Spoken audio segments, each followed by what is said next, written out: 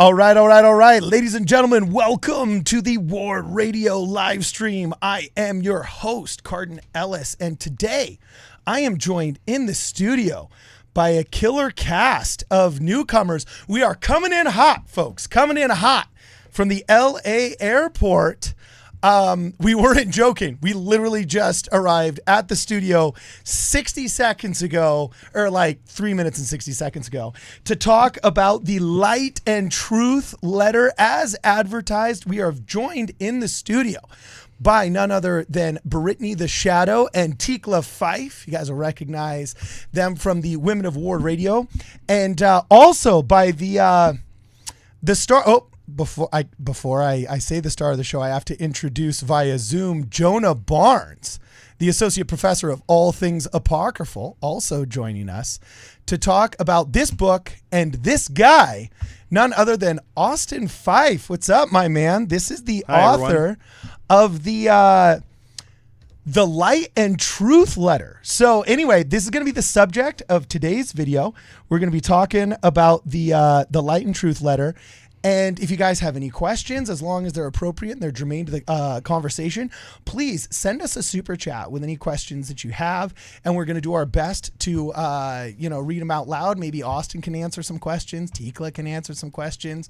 Me and Brittany, we're always down to clown. We'll answer any questions, but I have a feeling they're not going to be for us today, probably for you guys. And also make sure you like the stream on your way in and share this with your friends, because our streams, hey, they're a lot of fun. And thank you to a couple of people that have sent us Amazon gifts today from the Amazon wish list. Big shout out to none other than, oh, this is embarrassing. It says a gift for you. Alex M. Thank you very much for helping us out with some of the equipment in the studio. Helped us with some replacement cables and lenses and so on and so forth. So thank you very much for your generosity. If you guys would also like to help us out, there will be a link to the Amazon wish list in the description as well. So anyway, without any further ado, before you say without any further ado, Jonah, did we lose you, my man? Or are you still there? Oh, there he is. He texted me and said, let me in. Let me in. Okay, he must have gone out. We'll do one last little check. Okay, Jonah, are you back, bro? Are you back, my man? No. Oh, okay, then we'll try and troubleshoot this. But in the meantime, Austin, my man, you're the star of the show. The book is great. It's a CES-Letter-Killer. What's the story behind this, man? Just give us the whole 9 yards. Well, I'm sorry that the letter is more of a book. You can wave that around again. It's pretty thick. Tikla and I were in the temple a couple weeks ago. Last week we were in the temple, and when we came out, we got a Twitter message from my best friend on Twitter, Prodigal Son Matt, and he said, "Hey, I just plugged the Light and Truth letter for you guys." So we went on to the live stream, and Cardin was bagging on the name Light and Truth letter. Okay. And you savaged me. That was funny. Well, I give you credit. That was funny. So on our way home from the temple, I don't know how many people listen to WardRadio on their temple date, but we were listening to the live stream on the way home, and I'm going to give Tikla the credit for that joke. She's not very snarky, but that was her joke, so you can blame her. Well, you got to repeat the joke. I said, what's up with all these people naming things like boring names? If it's such a savage letter, you should like give it an awesome savage name. And I think I joked that Jonah had named like his key to the Keystone book or something totally forgettable. And then you said, yeah, almost as bad as WardRadio in terms of generic. I wish we'd picked a name as edgy as WardRadio. Right. Yeah, that was funny, man. I give you credit. And really fast before you jump in and we read the super chat, I have to say that's one of the things that I love about your Light and Truth letter is, yes, we need good apologetics and we need good responses to legitimate concerns, questions, and doubts that people might have, right? But at the same token, what we're even in more desperate need of in the modern battlefield of ideas are people that will call a spade a spade. The President of the United States of America, I know for a fact that Jonah's sound is working now because I can hear his kids. Hey, Jonah, I know your sound is working now because I can hear your kids. I know it's working. I know it's working because I can hear your kids. A speaker. Yeah. Oh boy. This is funny. Yes, we can hear you, Jonah. Okay. Maybe he's trolling us. This is so funny.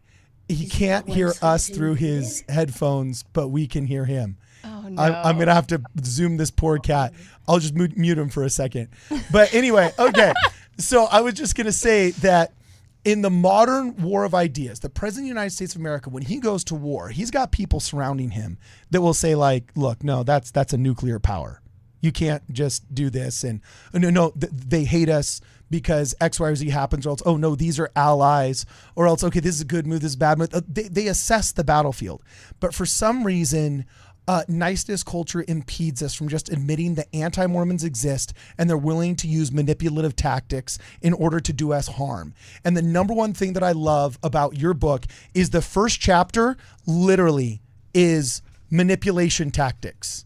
And now instead of just calling them vapid anti-Mormons who hate us and religious bigots, kind of like I do, you actually have manipulations and fallacies and a list of examples, fallacies, why they're wrong, the difference between a fallacy and a manipulation, and you're willing to call a spade a spade. And it was the first thing in a long list of notes that I said I loved about this, where I said a willingness to call a spade a spade. And I think it's why you've got such incredible pushback in the little amount of time that this has been out. So that's all I got to say about it. I want to hear, I've talked enough so far, but I want everybody, tell us the story behind this. I want everybody to go download the PDF or buy the book or whatever.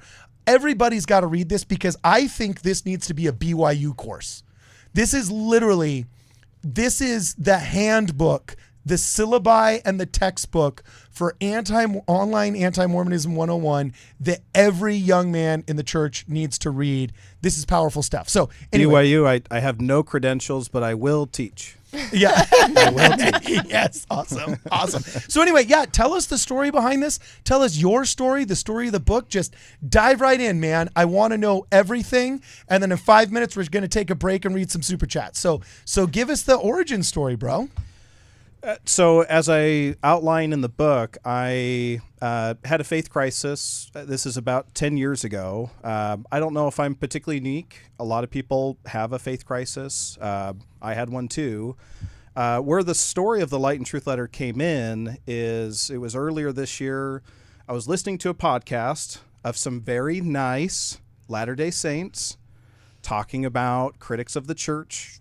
And these two Latter-day Saint women were talking in fearful terms, like, I haven't read anti-Mormon literature, and I'm afraid to. And their whole approach to it was very full of fear. And there are lots of reasons to ignore critics. There's a lot of nonsense there, but fear should not be a reason to avoid the critics. And so it was like early February, I got this boneheaded idea. Well, maybe it started with a question. I'm like, man, I wish there was like a letter or a book from somebody who left the church or had serious doubts, and they talked about their experience and questions they had outside the church. I wish there was a letter like that. And then it hit me. I'm like, oh, shoot, I guess I've got to write this darn thing. And so I thought about that for about a week, and then I told Tikla, and she's like an Energizer bunny. Like, you tell her, I've got this like idea, and then she runs with it. She just thinks it's awesome.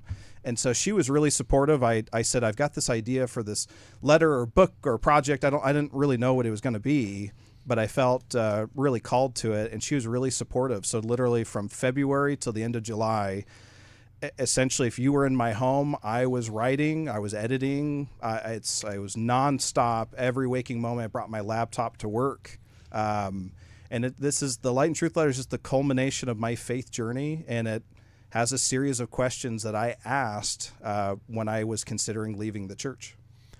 Wow. Okay. So you said that in 2014, if I remember correctly, you told Tikla here, hey Tikla, hey, I've lost my faith. I no longer believe in God. And she made a lovely and benevolent promise that says, if you can find more light and truth elsewhere, then I will follow you.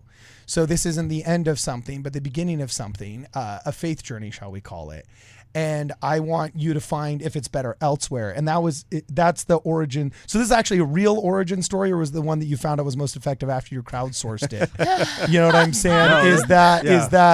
So that's the real origin story? Tikla, can you verify this? Oh, very much so. Yes. Yeah, despite all of our fans on Reddit, that is the actual real story of how it actually happened in real life. And I'm trying to remember what I was going to say, but just that's the origin story, is that Tikla promised that, hey, I will follow you wherever you go, especially if you can find more light and truth elsewhere. So anyone can criticize. Anyone can say, well, Joseph Smith was wacky for XYZ reason, or Brigham Young was whatever, or I hate such and such church policy. Anyone can criticize. It's really easy to do. But Tikla's challenge really put me on the ropes, where I said, I'm not sure if I believe in God. And she didn't panic. She didn't get defensive. She didn't cry. She thought for a moment, and she said, I'm a member of the Church of Jesus Christ of Latter-day Saints because it's where I found the most light and truth. And if you can find more light and truth outside of the church, I will follow you. Wow, that is profound, man. Good job, Tikla. That's awesome. That's impressive. Well, and I think I was kind of prepared for that moment.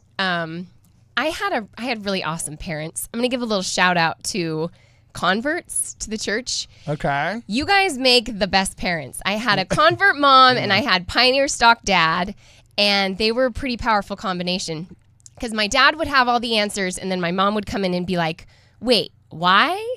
Or is that cultural? Is that doctrine? And so the combination was really powerful. But they both came to their testimonies through questions. And my dad, he was kind of a theatrical, dramatic guy. And he would sometimes in testimony meetings stand up and he would say things like, I will leave the church tomorrow. And then he'd pause, make everyone really uncomfortable. He was that guy in every ward. Oh, yeah. He's the dude that would dress up as Moroni for the kids in primary? Yes. Yeah, okay. And then he would pause for dramatic effect, and then he'd say, if you can find me a church with more, or anywhere with more light and truth than there is in the restored gospel of Jesus Christ.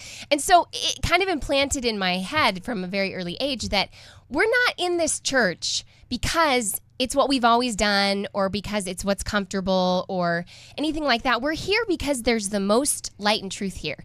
And if we can find more light and truth somewhere else, then we should follow that. And I've yet to find anything that comes close to the amount of light and truth that I have found here in the restored gospel of Jesus Christ. And so I felt like I could come to this experience with Austin, not with fear, but actually a huge amount of excitement. Because I knew he was sincere. Like, I knew he actually wanted to find what was true. And so because I had that going for me, I got to see this as a really exciting adventure. And I know for me, I've had the coolest spiritual experiences when I've asked really serious questions that I needed to know the answer to. And so I was kind of jealous, because I knew he was going to get to have really cool spiritual experiences, because he was going to be asking the real questions. Okay. No, dude, that's great. And what's interesting is it looks like you formulated your answers in the same format as the CES letter, right? Because did you notice? Yeah, I'll be honest, Jonah is the one that pointed that out to me, and we'll have to bring him back on really fast. But he's the one that pointed it out to me. And I love how people are calling this the CES killer, or it's CES Kryptonite, because it's so funny. They should have done this so much earlier, you know what I'm saying? But one of my biggest criticisms of the CES letter was that it has a thin veneer of academia but lacks the verifiability thereof, and you basically kind of turned that on its head and frankly made fun of it, for lack of a better term. Yeah, the Light and Truth letter is and will be very frustrating for critics of the church, because it exposes their poor arguments and manipulative tactics. It just totally turns it on its head by design. But yeah, it'll be very, very frustrating for critics. There's some who've grabbed it so far, and they're not fans, but it'll obviously get much worse. Okay, cool. And that's actually, I'm curious to see when you say it will get much worse, like what's happened. You're now in the echelon of people that have dared challenge the CES letter, and that's the radical jihadi ex-Mormon Quran right there. You know what I'm saying? Like, what has it been a rude awakening, dog? I mean, I released it 2 weeks ago today, and was surprised. It was like Mormon Reddit got a hold of this thing like 2 days in. You have the ex-Mormon Reddit, which is like as far gone as it gets. The toxic of toxic people. Yeah, I mean, that's as far gone as it gets. You have Mormon Reddit, which is basically the same thing, except you get some people who are trying to learn more about the church who go on to Mormon Reddit. Ooh. So they'll ask questions, and then they get dogpiled. So it was like, I released it Sunday night 2 weeks ago. It was like Monday, I'm on the Mormon subreddit, and somebody says, I've been learning more about the church. I've heard a lot of stuff. Like, what are the best pros and cons arguments for the church? And all the comments, like 30 of them, CES letter, CES letter, CES letter, CES letter. Even on the Mormon Reddit, not the ex-Mormon one? Oh, yeah. Oh, is it just because they've infiltrated it so badly and nobody's monitoring it anymore that it's just forgotten ground? Yeah, there's a Latter-day Saints Reddit. That's where you're going to find... Yeah, let me guess. Yeah. All of the active Latter-day Saints decided to abandon the Mormon subreddit out of some kind of dutiful, like, we don't call ourselves Mormons anymore. And so now the whole rest of the world that doesn't understand that transition, it's like when Joe Biden left all the Tomahawk helicopters out in, Afghanistan. Now they've all just gone into Mormon subreddit and are just spreading the disinformation there, right? Something like that, yeah. So I responded to somebody who's trying to investigate the church. They said, what are the best arguments for and against? It was all CES letter, right? This is the best arguments the critics have against the church. So I just said something like, CES letter's old news, you should read the Light and Truth letter. And immediately, I mean, it was like a firestorm. Immediately I got dogpiled on in Reddit. And now there's a 5-part debunking. I don't know how many parts they're going to do because my letter's long. So if they're going to do a debunking, it's got to be like 1,000 pages or more. But there's so far 5-part debunking. This is just in 2 weeks. It's kind of wild how much it's caught on. A lot of good has come of it so far. Thousands of people have gone to the website. A lot of people have ordered the book. I've gotten dozens of emails. So I've been shocked, honestly, just in 2 weeks, how much traction it's gotten. It's going to get worse, I suspect, after WardRadio. But Austin, your letter is nothing but typical LDS apologetics. It's just the typical trash. I've been reading these edit comments, and they have already got you nailed down. They've got you pinned, brother. Jonah, you're a liar and you know it. Oh, that's funny. That's funny. So anyway, let's read a couple of super chats here. Yes, and then Jonah has to welcome some new members into the WardRadio wigwam. And then we're going to keep going with Austin Fife, author of The Light and Truth Letter. Well, everybody's finally making it into the chats. We're going to be able to start just shooting from the hip here. So, Brittany. Hurry. I can't scroll back anymore, and they're flying. Okay, I say hurry. Okay, the first one I see is Stephen Diamond. So if there was one before that, Cardin, can you scroll? Because I can't scroll that far on my phone. Okay, cool. But Stephen Diamond says, WardRadio writer group video, please. Maybe a WardRadio publishing wing. It's not Sunday for me anymore, so I get to super chat. Temple rocks. Oh, shoot. I forgot. Today is Sunday. Oh, shoot. We never live stream on Sunday, and here I am saying, super chat us, bruh. Okay, yeah. We started late enough. It's midnight just go somewhere. Till midnight. Yeah. It's midnight. It's Sunday, so anything, so anything you guys super chat counts towards tithing. Yeah. Okay. Okay, so no, you don't have to super chat us. It's Sunday, all right? But we will give preferences to the members. See, this is when being a member pays off. But if you're on the East Coast, it's Monday, so it's fine. Yeah. We're such legalistic Sadducees. That's funny. Okay, next all right, one. so go, Brittany. Jay Shin says, you guys have given me more drive to strengthen my knowledge of the faith and defend it. The church is true. The book is blue. Oh, that's a cool phrase. The church is true. The book is blue. I dig that. Okay, keep going. Kelsey's comment says, I received my endowments yesterday, and it all started with coming across this channel while watching anti-Mormon content online. Thanks for all you do. Awesome. That's awesome, Kelsey. Let's get some W's in the chat. Seriously. For Kelsey. Yeah, Getting out her endoyes. Nice work. So Kelsey's comments. W for the, and I'm doing something so boomer, and like Relief Society right now, but I'm typing W for the endowment with uppercase W in the endowment. Wow. Yeah. That's just edgy and That's cool. awesome. Boom, I like it. shakalaka. Yeah, there we go. Okay, next one. Timothy Berman says, how do we get a copy of the book? I'd love a copy for my library and studies. So it's available to read free online. You could put, I guess, a computer in your library and then read it there if you wanted to, or you can order it online off of Amazon. Light and Truth Letter. If you Google it, it's basically all the results, including all the Reddit hate. It's $17.98. Despite what some people on Reddit say, I make no royalties. I got a random dollar royalty from a book sold in the UK. I don't know how that's possible, but it's basically printed at cost. If I get a random royalty, I guess I'll donate it to a worthy cause. That's sweet priestcraft money from the UK. Rock on, rock on. Okay. On an unrelated story, hardcovers of this will be sold at $50. Yes. And we will gladly take whatever profit. No, Here at Ward Radio. Yes. You know, while you're busy being noble over there, just giving it away, hardcovers will be available in the Ward Radio merch store. Okay. Keep going. Timothy Berman again says, I have come to view the CES newsletter as nothing more than toxic apologetics promoted by toxic Christian apologists entrenched in confirmation bias. Wow.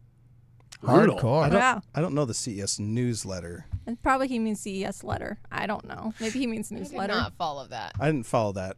No. Yeah, I think some fat fingers auto corrected something there. But so Whatever it was spicy and I liked it. So. Let's see. Prodigal son Matt says, so proud of you, bro. As a former ex-Mormon, I've seen the potential from day one. I just wish I could see John Dillon's face when he reads it. Oh. Also, Wait, it'll probably be like this. Oh, jeez. Oh, Jonah. Savage. Jonah. You take that back, Jonah. Right? You take that What? back. I didn't say anything. I'll be the Yeah, what are you keeperist. guys all thinking? I'll be the keeperist of the niceness culture over here. Thank you. Okay, cool. Yeah.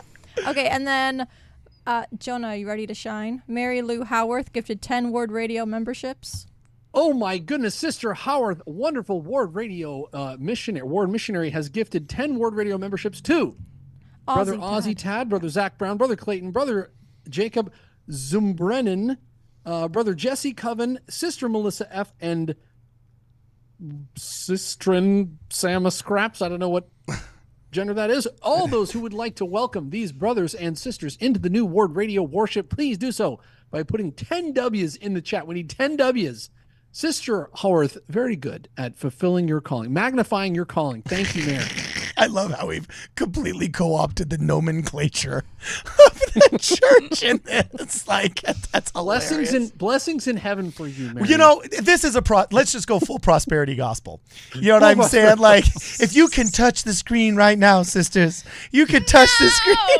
I do not endorse By this the way, message. I never even knew, like, when I heard the term prosperity gospel, like, I always thought that was just kind of like the vague insinuation, like, you know, in the Book of Mormon where it talks about, you know, blessings that happen if you're obeying God's laws, and then calamities that happen if you're not obeying God's laws. And I thought that was just kind of like people, like, kind of like abusing just that thought process, you know, until Mike Winger ended up going after that one guy that was busted. His sermons were nuts. Like, I had no idea. He would literally, like, tell people, like, if you touch the screen in the next 30 minutes, you will win $1 million. And I was just like, oh my gosh. Like, holy crap. It's like, before I went to New York, I thought you were racist if you made, like, a couple of racist jokes to your buddies on the football team or something, you know?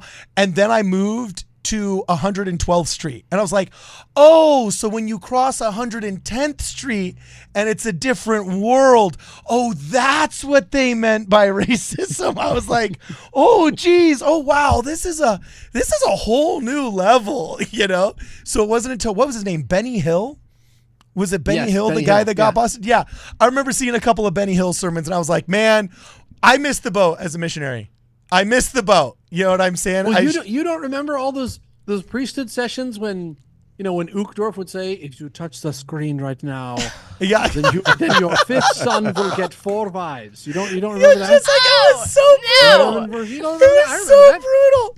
We savaged the Ponderize guy for selling a T-shirt on his website.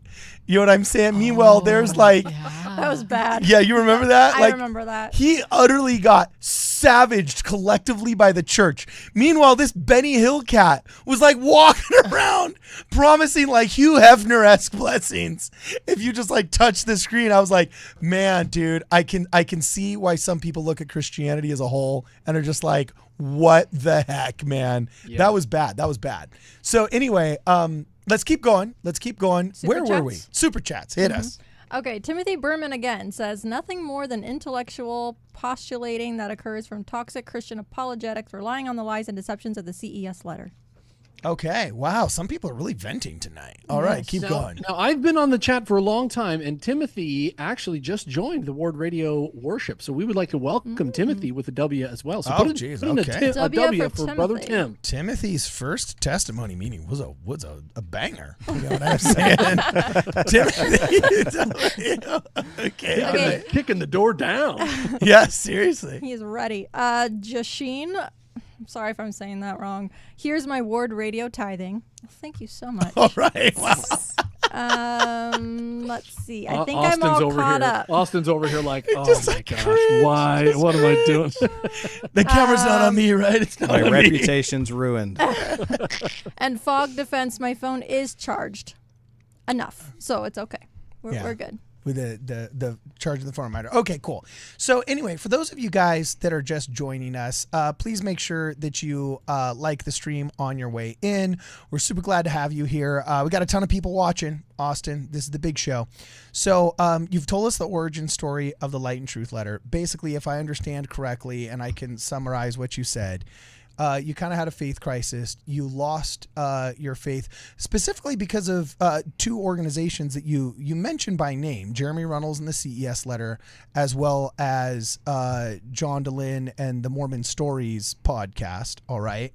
And so I want you to just walk us through kind of like what was like, just give us some of the cool details. I mean, you don't have to go into too many details or whatnot, but just, it seems like part of the reason why you're getting pushback is because you figured out what I said. The worst response I ever got from ex-Mormon subreddit to any tweet that I ever had was a tweet where I said, what if the people telling you that you've been lied to are the ones that are actually doing the lying to you, right? Yes. And just they went apeshit. They went totally angry because there was somebody that had come back. I'd retweeted some kind of tweet and I said, people are slowly figuring out that those that who said that they've been lied to are the ones that are lying themselves. I think that's kind of more along the lines of what I said. And they just went nuts. So it seems like to me, if I'm understanding your story correctly, you're saying I figured out that those that were saying I was lied to and that the church is hiding things and it's nefarious and it's harmful and this and that. When I looked into their evidences, I found out that they were the ones that were actually lying and unfortunately very cynically profiting off it. Not in a joking way, but in a very substantial way. You took issue with it and even went so far, if I remember correctly, for you to saying like, I was deeply troubled by the conflict of interest. And then I don't want to put more words in your mouth. I want to hear it from you. Can you just tell us like what made you come out of that faith crisis and start realizing, wait, these people are lying to me? So I wouldn't say my faith crisis started with the CES letter or Mormon Stories. I struggled with the problem of evil. I lost 2 father figures in 1 month. And, you know, lots of people have hard things happen to them. That was just a catalyst for me. And excuse me, one of my father figures, when I say I lost him, he left the church. He left his family. It was like a really big deal. He was a high councilman, former bishop, and he was like my idol. Like I patterned my family after his family. So when he left, I was really vulnerable. I'm like, man, if he left and he's doesn't believe anymore, like it could happen to anyone. And then Tikla's dad passed away that same month, another father figure. So I was just in this really vulnerable place. And I think leading up to this moment, December of 2013, I had internalized atheism. I don't know how long, but I'd been internalizing atheism. I was treating this life as if it were the end of all things. And so when the problem of evil kind of punched me in the face, it kind of just it was slow, and then it just spiraled all at once, and everything was unraveling all at once. I mean, I was completely devastated, and I wear my heart on my sleeve. I can't just like let things go. It's probably really frustrating for Tikla, I'm sure, but and so it was like I couldn't take this pressure anymore. I couldn't take what I was feeling anymore. So that's when I confessed to her that I'm really struggling, and I don't think that there's a God. So, and we talked about that part of the story. So then she put it back on me. It was my responsibility as her husband and as the father of our family to find more light and truth. I couldn't just criticize and then walk away. I had to find something better. And so that's when I went down the rabbit hole. So that's when I discovered the CES letter. I discovered Mormon stories. So they weren't really the catalyst. They were more during this journey, they were kind of a part of the puzzle. So I'd listen to apologists, I'd listen to Mormon stories, I'd listen to critics, I'd listen to defenders of the faith, and kind of went back and forth. And after a few months, I made a discovery. I was never going to prove the church was false or true.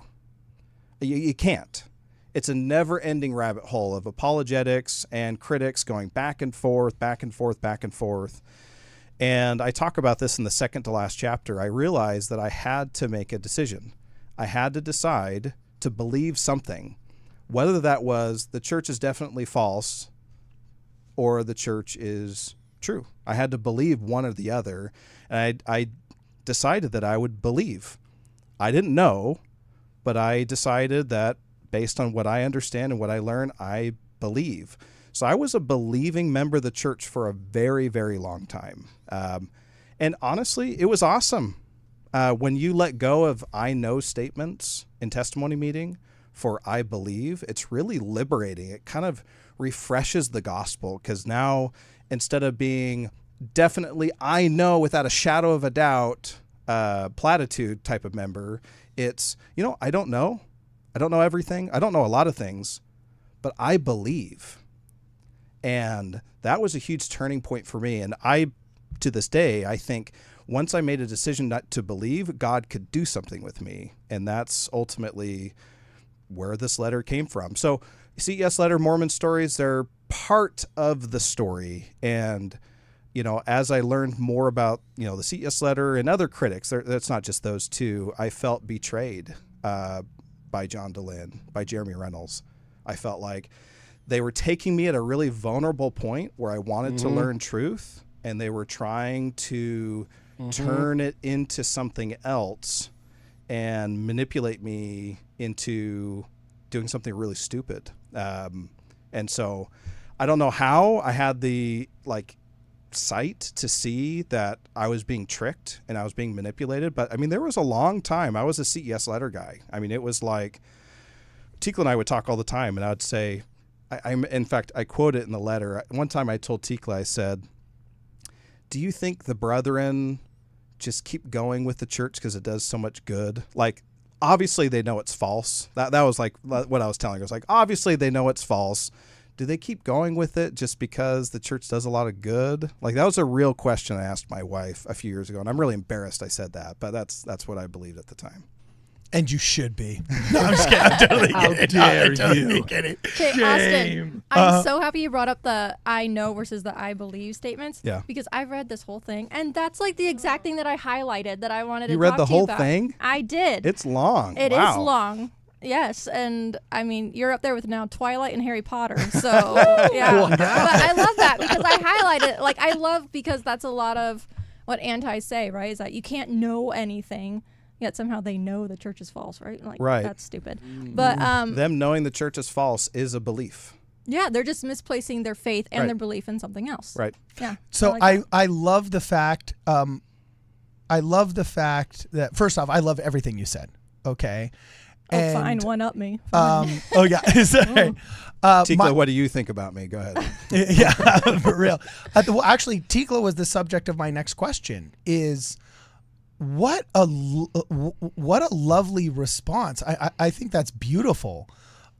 Like if Brittany were to come to me and say the exact same thing that your husband said to you, I'd be like, oh, so you're going to dye your hair blue now and gain a ton of weight? Yeah. Like what? You know, like just like, are you going to be like angry and vapid on like, should we get ready for the telephone pole Facebook post? And then I'll say, I'm going to call Tikla. You know, exactly. It's like, I would not have had this. This is fine, honey. It's the beginning of a journey. I would have been like, what? Psh, you know what? You know, a Democrat now? You know, just like that. It would have been, I don't know. It would have been different, not as good. What was going through your head? Just walk us briefly through the psychology of this whole, the whole experience and what made you say that, because it seems like your response about light and truth kind of ended up giving us the title of this whole thing, right? I mean, as lame of a title as it is, yes, it's her fault. Not edgy. That really, edgy. I really touched a nerve on that one. You know? Okay, cool. Well, so I mean, I was lucky in that, like I said before, I really did feel like Austin was genuine. He wasn't trying to get away with something.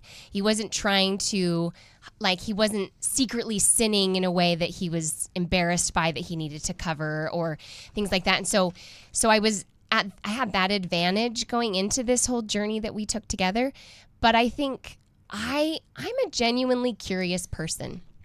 And so as much as I had dove into different belief systems and tried different things myself, I was really excited to be part of a journey that was from ground zero, that was like, we don't even have God on the table yet. And we're going to just start out into the unknown, and I get to be part of that. And it was just kind of exciting. She actually told me she was jealous. She was jealous of my faith journey. She was... That's how crazy cool Tikla is. She was like, you're going to go on such a cool journey, and I'm really excited to see it. Like, it was awesome. Well, and I'm probably taking too much credit, because it was definitely one of those moments where you close your mouth afterwards. You're like, that wasn't me talking. I think I had some spiritual help with that response right there. I don't think I can take credit. But it was very fun. It was very exciting. Okay, and sorry, Cardin. You brought up something, Tikla, of why I think I love what you wrote so much is because it does come across just so authentic. It's not some academic, person saying, oh, well, if you don't believe, then you're stupid, and it's like, it doesn't come across like that. It comes across so genuine and authentic that you just want to keep reading, because you're like, oh, like what happened to this guy to make him believe this and think this? Well, like, I think... Oh, sorry, keep going. I think that's one thing that makes the Light and Truth Letter different, and what I thought was missing in the world that we live in is there's lots of debunkings of, anti-Mormons. There's 5 I can think of debunkings of the CES letter, and they're great. I'm really glad that they're there. They help a ton of people. This isn't a debunking. It doesn't go through every single thing the CES letter says and then give the counterpoint. It's not that at all. Nope. It's literally... So Jared Halverson, he said something, I don't know what video, I don't know when he said it. He probably says it all the time, but in his videos are like 3 hours long, but in some random video of his that I was listening to, he was talking about, in the church we all have gospel questions, right? Things that trouble us, things that concern us, and we have gospel exclamation points, things that we know, things that we are sure of, right? Gospel questions and gospel exclamation points. Well, when you leave the church or you lose faith or have a faith crisis, that should flip, where your gospel questions become your critical exclamation points, and your gospel exclamation points should turn into your critical questions. If you're being internally consistent, things that you used to know should trouble you when you're out of the church. And that's what happened to me. There were experiences I could not explain away when I left the church. There were things about church history that I could not explain. So the Light and Truth Letter is essentially all the questions that I had. And to be truthful, I still have I'm a believing member. I still have lots of questions, but I had way more questions when I was trying to leave the church. And that's what this is. Okay, so I'm going to ask you really quickly what you could not explain away, because that's a really good answer. I had a couple of notes here, really fast that I just wanted to ask you. First off, I was thinking, I think it's wonderful that you actually had a profound doubt, like the problem of evil. Not just like, oh, did you know the Kinderhook plates? And okay. The City Creek Mall is like, yeah, it's just like, it's like, so now I'm not going to let my parents see their grandchildren because the City Creek Mall, and it's like, oh my gosh, this is so toxic and horrible. But I think because you actually kind of had a more profound and thoughtful doubt, for lack of a better term, if there are any, what amazes me as I read this is how frankly critical in the term, in the sense of critical thinking, and how self-aware and how just how much due diligence you wanted to give every argument. And now I really feel like I've been able to see all sides of every argument, and you still seem deeply committed to a morality of at least goodness and decency, whether it's a social norm, or whether it's actually based and rooted in some kind of ethical structure. You said okay, I want to be decent. And so I thought it was so interesting where you start out, these first 20 pages need to be read by every young person and college student in the Church of Jesus Christ Latter-day Saints. I've been this is not printed highlights. These are Cardin Ellis highlights, all right, that have been in here. And I'm just going to read a couple of quotes really fastly, and then really quickly, and then you can react to them. It was so interesting that you said, I find it deeply immoral for critics to share half-truths and false narratives. Then you call out the conflict of interest on Mormon stories, basically creating faith crises that they end up charging life coaching services to resolve, which, by the way, gives you no financial incentive to resolve them, just to keep feeding the rage baby at, $150 an hour or whatever they absurdly charge.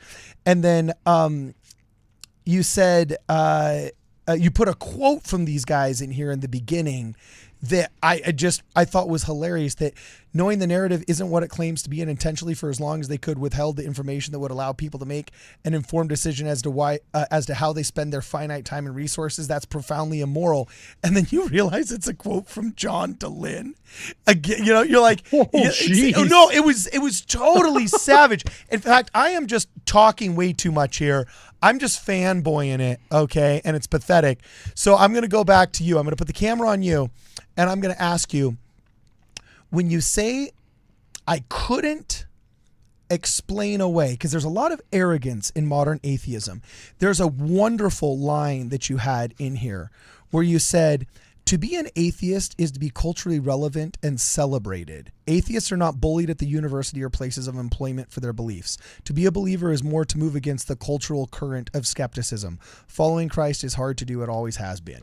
So you lose faith in God because the overwhelming current, like the Costco analogy you give, is against the faith and so on and so forth. But then you have the self-awareness to realize, hey, that's the way the current of the river is naturally going anyway. You're actually not any better of a swimmer if you just go with the flow. Right. You're a better swimmer if you go against the flow. So I need to be intellectually honest here and give the against the flow argument some equal airtime. So you give it some equal airtime, and you say you actually became very frustrated because you felt betrayed and you felt like entire arguments were misrepresented and so on and so forth. I want to hear about that. What do you think are the worst manipulations that really turned you off to ex-Mormon anti-Mormonism, or to atheistic anti-Mormonism, or to just self-aggrandizing, I'm smarter than the next guy, anti-religiosity? What did you feel most lied to about that made you kind of come back to a position of belief? And what were the evidences that you could not explain away? Walk us through that process. So, in fact, on Reddit, I've gotten some flack for this. One of my fallacies in that table. And sorry, we're gonna get to the Reddit comments. Okay. Oh, just you wait, people. There's lots coming, so stick around. Did you put them in the Discord? Oh yeah. Okay, I'll start uploading them so they're locked and loaded. Okay. Okay, keep going. One of the things I got flack for in the Mormon Reddit, I was going to say Mormon Discord, that's WardRadio, is I list a fallacy as naturalistic assumptions, essentially that there are no supernatural forces at play, and that's a fallacy. And I got, jumped, for lack of a better term, for that comment. But here's kind of my point when it comes to that. If you fundamentally, baseline, do not believe that any supernatural forces are at play, right? Angels can't give men golden plates. That's a common thing that John DeLynn says. If that's your baseline assumption, that's your starting point, then you're naturally cutting off a whole element of truth, right? And so then if you're starting with naturalistic assumptions, angels don't give men golden plates, then when you come across Joseph Smith had plates, people saw the plates. He came up with this book. He was 23 years old, and it's really complicated, and it has layers, and it has beautiful allegories and chiasms, and it has all these things that shouldn't be there, ancient Egyptian connections and Hebrew connections, and it's got all these things. Well, if you're starting with naturalistic assumptions, you have to reverse engineer how did Joseph Smith do that? And when you do it that way, you start to look sillier and sillier and sillier. And then... Why? Because all of a sudden, Joseph Smith is this guy who's wearing like 20 hats, right? At 23 years, some farm boy in upstate New York is wearing 20 hats. He would have had to have a library full of books that he had mostly memorized. While being an idiot too stupid to Right. even memorize one sentence simultaneously. Okay. Right. And then when critics add on top of that, they say, and he was a fraudster, and he was a sex-crazed addict, doing it all for power and sex.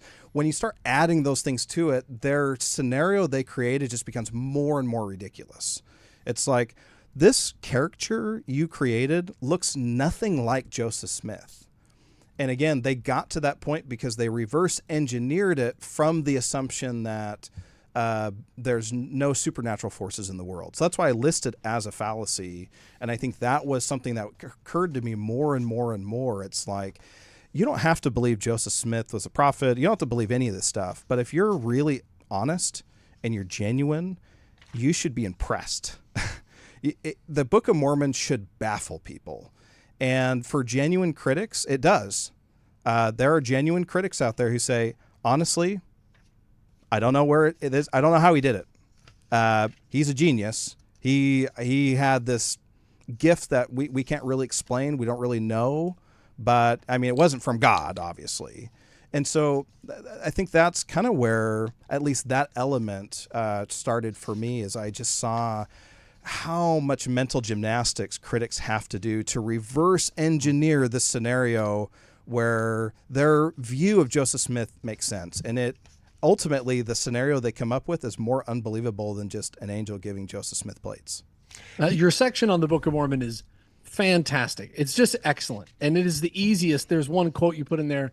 Somebody says, the Book of Mormon was the knot at the end of my faith rope. Like you're slipping and slipping. You get to the Book of Mormon and you think, yeah, but there's no way. Where did this thing come from? I love this little cycle that you put in your section on the Book of Mormon. It says, how much education and experience did Joseph Smith have? So this is the best naturalistic theory for how Joseph Smith came up with the Book of Mormon. Go ahead.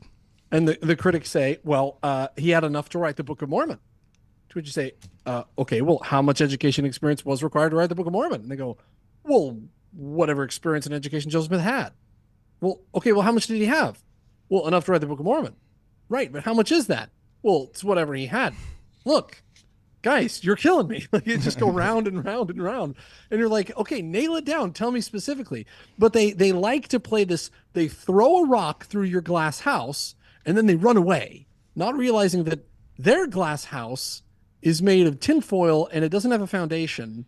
They have no basis to make any. They have no belief system. They believe that, Oh no, there's a belief system, and it's like whatever works in criticizing the church like we're going to use. If today it works to call Joseph Smith an evil genius, then that's what we're blogging about today. But if tomorrow it works calling him a bumbling idiot, then that's what we're going to do. We'll just switch like a light switch. We'll It's my spaghetti theory. Like have you ever just heard something that personified and epitomized a feeling that you'd had and was almost cathartic, just having that feeling that you've carried around for a long time just finally put into words, and you're like, oh, this, and it's even better when there's a small citation at the end to a study. You know what I'm saying? That's even better. Well, you said this for me when you said these critics calculate the right things to say to influence the victim to see things in their ward and their family members that may not even be there. They lead the victim into a self-fulfilling prophecy. In psychology, this is called the personal expectancy effect. And using this tactic is wrong. See, I love how you finally also round the corner and say, and using this tactic is wrong. You actually call these people out for using manipulative tactics, not even just accidental red herrings and logical fallacies, but you go so far as actually calling them out, right? And don't the critics realize that they can create the very thing that they warn us about? Yes, of course they do, and then they profit off it. It's called home wrecking for profit. And the reason why they react so viscerally to it is because the devil always hates it when you call him what he really is. Well, there's a story I share in there of a young woman who confesses to her father that she identifies as LGBTQ+, and then her next question is, are you going to kick me out of the house? And the dad's just bewildered. It's like, what family home evening lesson, scripture study session, church lesson, like, where did she get this idea from? And the answer, I mean, it's complicated, but it could be the critics. Oh, could be. No, the exact same thing has happened to every single one of us, where it's like the gay friend is like, oh, wait, I can come to church with you? Oh, you're not going to beat me to a pulp in the parking lot? You're like, what, bro? What are you talking about? about? Dog, you were in the scout troop in my ward for like a decade, dude. Like, when did we just go beating people with sticks? Like, what are you talking about? And it's because, like Elon Musk says, it's the woke mind virus. It's literally like a mind virus that tries to convince people that they can't even hang around with their beloved ones. And it's absolutely cruel. It doesn't just destroy the social fabric, it melts it. So my last quote that I'm going to read, I'm just fanboying over these quotes here, is you said, I have learned that the information is not the problem. See, people always try and mask this as, well, I'm glad it works for you, peon. TBM, true believing Mormon, but I just know so much. I can't just, go along to get along anymore because that's all you ask. Because I know so much. And by know so much, I read one chapter of the online PDF, but I know so much. And they just get all self-aggrandizing about it. But you say, I've learned that the information is not the problem. The real issue is the interpretation. Critics tried to convince me that they only shared what the church did not want me to know. However, when examined carefully, I realized that most everything, quote, new, end quote, the critics shared was relatively innocuous or came from church sources. Ultimately, the manipulation happens in the presentation of data and history, not the data and history itself. Oh, yes. And you're getting snaps. I don't know if that was a poem, but I will take it. Yeah, you know what I'm saying? And that's, I mean, it's my own word, so I guess I second what I said for sure. That really is the manipulation, because you get people who say so really confidently, I left the church because I finally learned the truth about the church. Like, once you learn XYZ, and it's like, I mean, probably a lot of your audience are like, man, I mean, I knew about that forever ago. I don't understand. And I was like, why are we seeing this totally different angles? And I realized it's like, oh, they were given information with a certain narrative, right? With a spin. And that's why they ended up where they are and why they believe the way that they do. And it's just all part of propaganda, manipulation. And so if you really go into the information, the data itself, it's relatively innocuous, almost anything you can learn. And I hope that the Light and Truth letter will help inoculate people against arguments from the critics, because I don't want to see people afraid. I don't think you need to dig up anti-Mormon material, but no one should be afraid to. And I hope that this letter helps people, honestly. Yeah, So I love. Oh, sorry. I was We're just both gonna loving it. You go. You go. So there's a section at the beginning of the book, and I don't know if you guys have already talked about this. Section at the beginning of the book that, just thinking of how bad the anti-Mormons are just going to hate this just makes me kind of giddy. I kind of get giggly. I think about just like how it's just going to burn them so bad. Because what he does is he lays out the fallacies, right, that they use. And he'll say, so here's this type of fallacy, and the actual name. These are actual logical fallacies that rhetoricians use, and they identify it. They say this is called, an appeal to authority, the bandwagon fallacy, the red herring fallacy, the double standard fallacy. This is called the straw man, the ad hominem, hasty generalization, or naturalistic assumptions. These are the manipulation tactics that they use. And then he'll give an example of it, right? And then he'll say, here's why it's wrong. It's very simple, but it gets right to the heart of it. And the one I think you should have put at the very start, Austin, because it is so brilliant to hear this articulated, is poisoning the well. Right. Dr. Jeffrey Thane does a wonderful presentation about this on YouTube where he says people don't leave the church for these little historical quotes that they're always saying. I heard this thing, the secret gnosis that you don't know, but when I heard it, now that's the great, sacrifice. I'm now leaving the church for this great gnosis that I have. And he says, actually, it's usually not that. What it usually is that the well gets poisoned. And that these critics say, you can't trust the church. And it gets it into their head. Some seminary teacher says, oh, let's not talk about that here. Bad answer. And the critics jump on this and they say, they're hiding things. You can't trust them. And what people do internally is they shut off any positive sentiment about the church. Even if there's a correct response, that quote is completely wrong. That's a totally fictitious quote. Even if it's 100% wrong, they just say, I can't believe you. I can't trust you because you're one of them. And the well has been poisoned. And I love you go through each of these fallacies. I think it's so important to recognize. And when you hear them and you hear examples of them, then you read the CES letter where you hear these claims and you go, I know what he's doing. I know what they're doing. It's a wonderful way to arm people. Once you see it, you can't unsee it.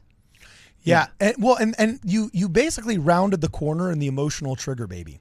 Have you ever seen the YouTube videos that came out of the study they did on a baby, where if you reprimand somebody interacting with the baby won't touch the toy? I think so. Yeah. It was a really interesting study that they did, just proving literally how savvy children are. And what they did was they had a baby that was interested in a toy.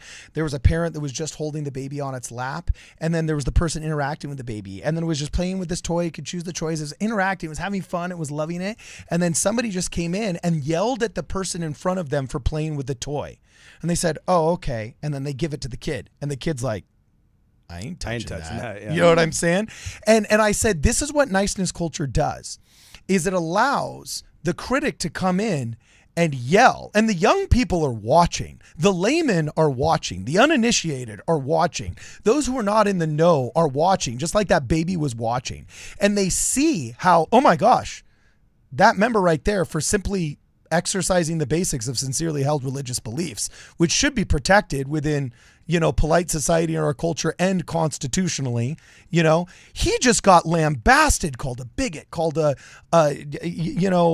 anti this and anti that, wishing death upon, and I ain't touching that, man. Are you kidding me? But what they never show on the second half of that video is if another adult comes in and hollers at the adult that just hollered at the first one and says, don't you dare tell him he can't play with that toy. That toy's a good toy. It's educational. It helps out. Here's Stevie. Here's your toy. Then the kid will go back to playing with it because he feels protected. Is this the second adult, Carden? And this, I was going to say, literally, I have felt like the only second adult in the room until that thing got written, and it's it's like when Joseph Smith fell on his bed, and I'm not comparing myself to Joseph Smith. I'm only using an analogy that everybody will understand. But once the three witnesses actually saw the gold plates and he said, oh, there's been a burden been lifted. I feel like a burden has been lifted off me because somebody else will speak frankly and say, this isn't doubt, it's manipulation with a profit incentive. And everybody else, from Scripture Central to Morgood to Mary Lou Gibbons with her little, I'm sorry if there was a Mary Lou Gibbons out there. That was a made-up name. She's crying in the chat now. She's like, you just wrecked my podcast. But every Tom, Dick, and Harry having to do with apologetics, except for 6 months with Fair. 6 months with Fair. They had a spine for 6 months, and I give them credit. Nobody had a spine to say, no, hold on. But that's ad hominem. He's profiting hundreds of thousands of dollars. Which Faith crises he creates billboards for that only he is qualified to treat. Are you kidding me? And this whole PDF, I'm supposed to be stupid if I believe because the academics, we looked up the academics. Some of the citations are from Nazis. Seriously, and now, oh, by the way, you need to look. Can you give the camera a smolder? Austin, can you give it a good smolder? What's your best smolder? What's your best look? Nice. Well, because now that you're going to have your own page on the CES letter, because remember, they're so worried We need a good screenshot, good screen grab on my for website. you. There's an about me, and there's a picture on there they can use. Oh, okay. That's much more flattering one. See, I like the lighting on this one. You've got a good rim light, good hair light. Double lighted your eyes. We got some Rembrandt lighting going on here. Just as a cinematographer, I'm just very proud. Okay, wait, Tikla was going to say something though. Oh yeah, what were you going to say? Say it, Tikla. I think one of the things that I love about the letter is without it, I think it's easy for an unsuspecting, want-to-be believer to feel like an idiot if they believe. It's almost like, well, I'd love to believe, but if all of this stuff is true that the critics are saying, then I'll be an idiot if I believe. And so I think one of the things this letter does, the Light and Truth letter does, is it makes a little bit of space for belief. It says, listen, you are not an idiot if you believe. In fact, it's very logical and reasonable to believe. And then there's space to ask the real questions like, are you there? Or, what, teach me, or is there really a prophet on the earth, and receive a spiritual witness. But if you feel like too much of an idiot to even ask those questions, then you won't. And so that's my favorite part about this. Yeah, no, it's literally the second adult in the room. And by the way, I call BS on you, Austin. I call total BS. It's not a debunking. BS. Bro, you've got stats here from Utah LGBTQ teens. You've got everything from self-deletion rates on modern cultural issues to depictions of the Atlatl. From Wikimedia Commons, you're talking Nahum here, the Frankincense Trail, DNA in South America. You cover all of the three witnesses. You got a gravestone I've never seen before of David Whitmer here. I'm the characters document. This is a total debunking as well as a reassessment of the battlefield from an honest perspective of somebody who's gone through it, which I find wildly effective. And the reason why it's so much better than modern apologetics is because all the modern apologists are bending over so backwards trying to become friends with people that hate us for no good reason other than they kind of secretly fear them in the back of their minds and think well, academia has the real truth. You know what I'm saying? Well, let me say one thing. If you are an avid ex-Mormon, anti-Mormon, this letter won't do anything for you. You will not like it, and you can disregard it, I suppose. But if you're somebody who's left the church and you've ever said something like, I miss the community, I miss XYZ, there's just no way that I could believe. That's not you. You're parroting somebody else that you've heard. And so that's who this letter's for. If you're a member of the church and you have concerns, you have doubts, that's who this is for. Obviously, if you are far gone and you have a new belief system and a new life, I wish the best for you. I hope things work out great. This isn't for you. You're going to hate this. But if you have left the church and you've kind of wanted some things you used to have, or you used to like Joseph Smith, then I invite you to read, and I invite you to consider. This isn't the ultimate source of light and truth. This is just giving you space so you can ultimately seek the source of light and truth. That's what this is doing. Yeah, Hopefully. I was going to say, it strengthened my testimony already. And I wasn't even shaky, but there was some things where I was like, I don't know, like the anachronisms, right? But I loved what you wrote and how you had that diagram and you just like spelled it out so nicely. And I was like, oh, I got this. Let's get you some blue hair dye. When it soaks in, your brain will start thinking different. You know what I'm saying? Okay, we got to get to super chats. Okay, too. well, last comment, and then we'll do super chats, is I loved how you said, if I am honest with myself, I must acknowledge that the church gave me a mission, identity, purpose, light, and truth. Even at my lowest spiritual point, I could not deny that almost everything good in my life was thanks to the church. Without my upbringing in the Church of Jesus Christ, I am convinced my life would have turned out for worse. And I was not naive enough to believe otherwise. I get the impression that many critics had or heard of a one-off personal bad experience with the church. From there, it is easy to recreate made-up church of evildoers. No matter how much the critics want it to be so, the church they imagined may not be real. That's the only edit I would give. I would say is not freaking real by any statistical average. Okay?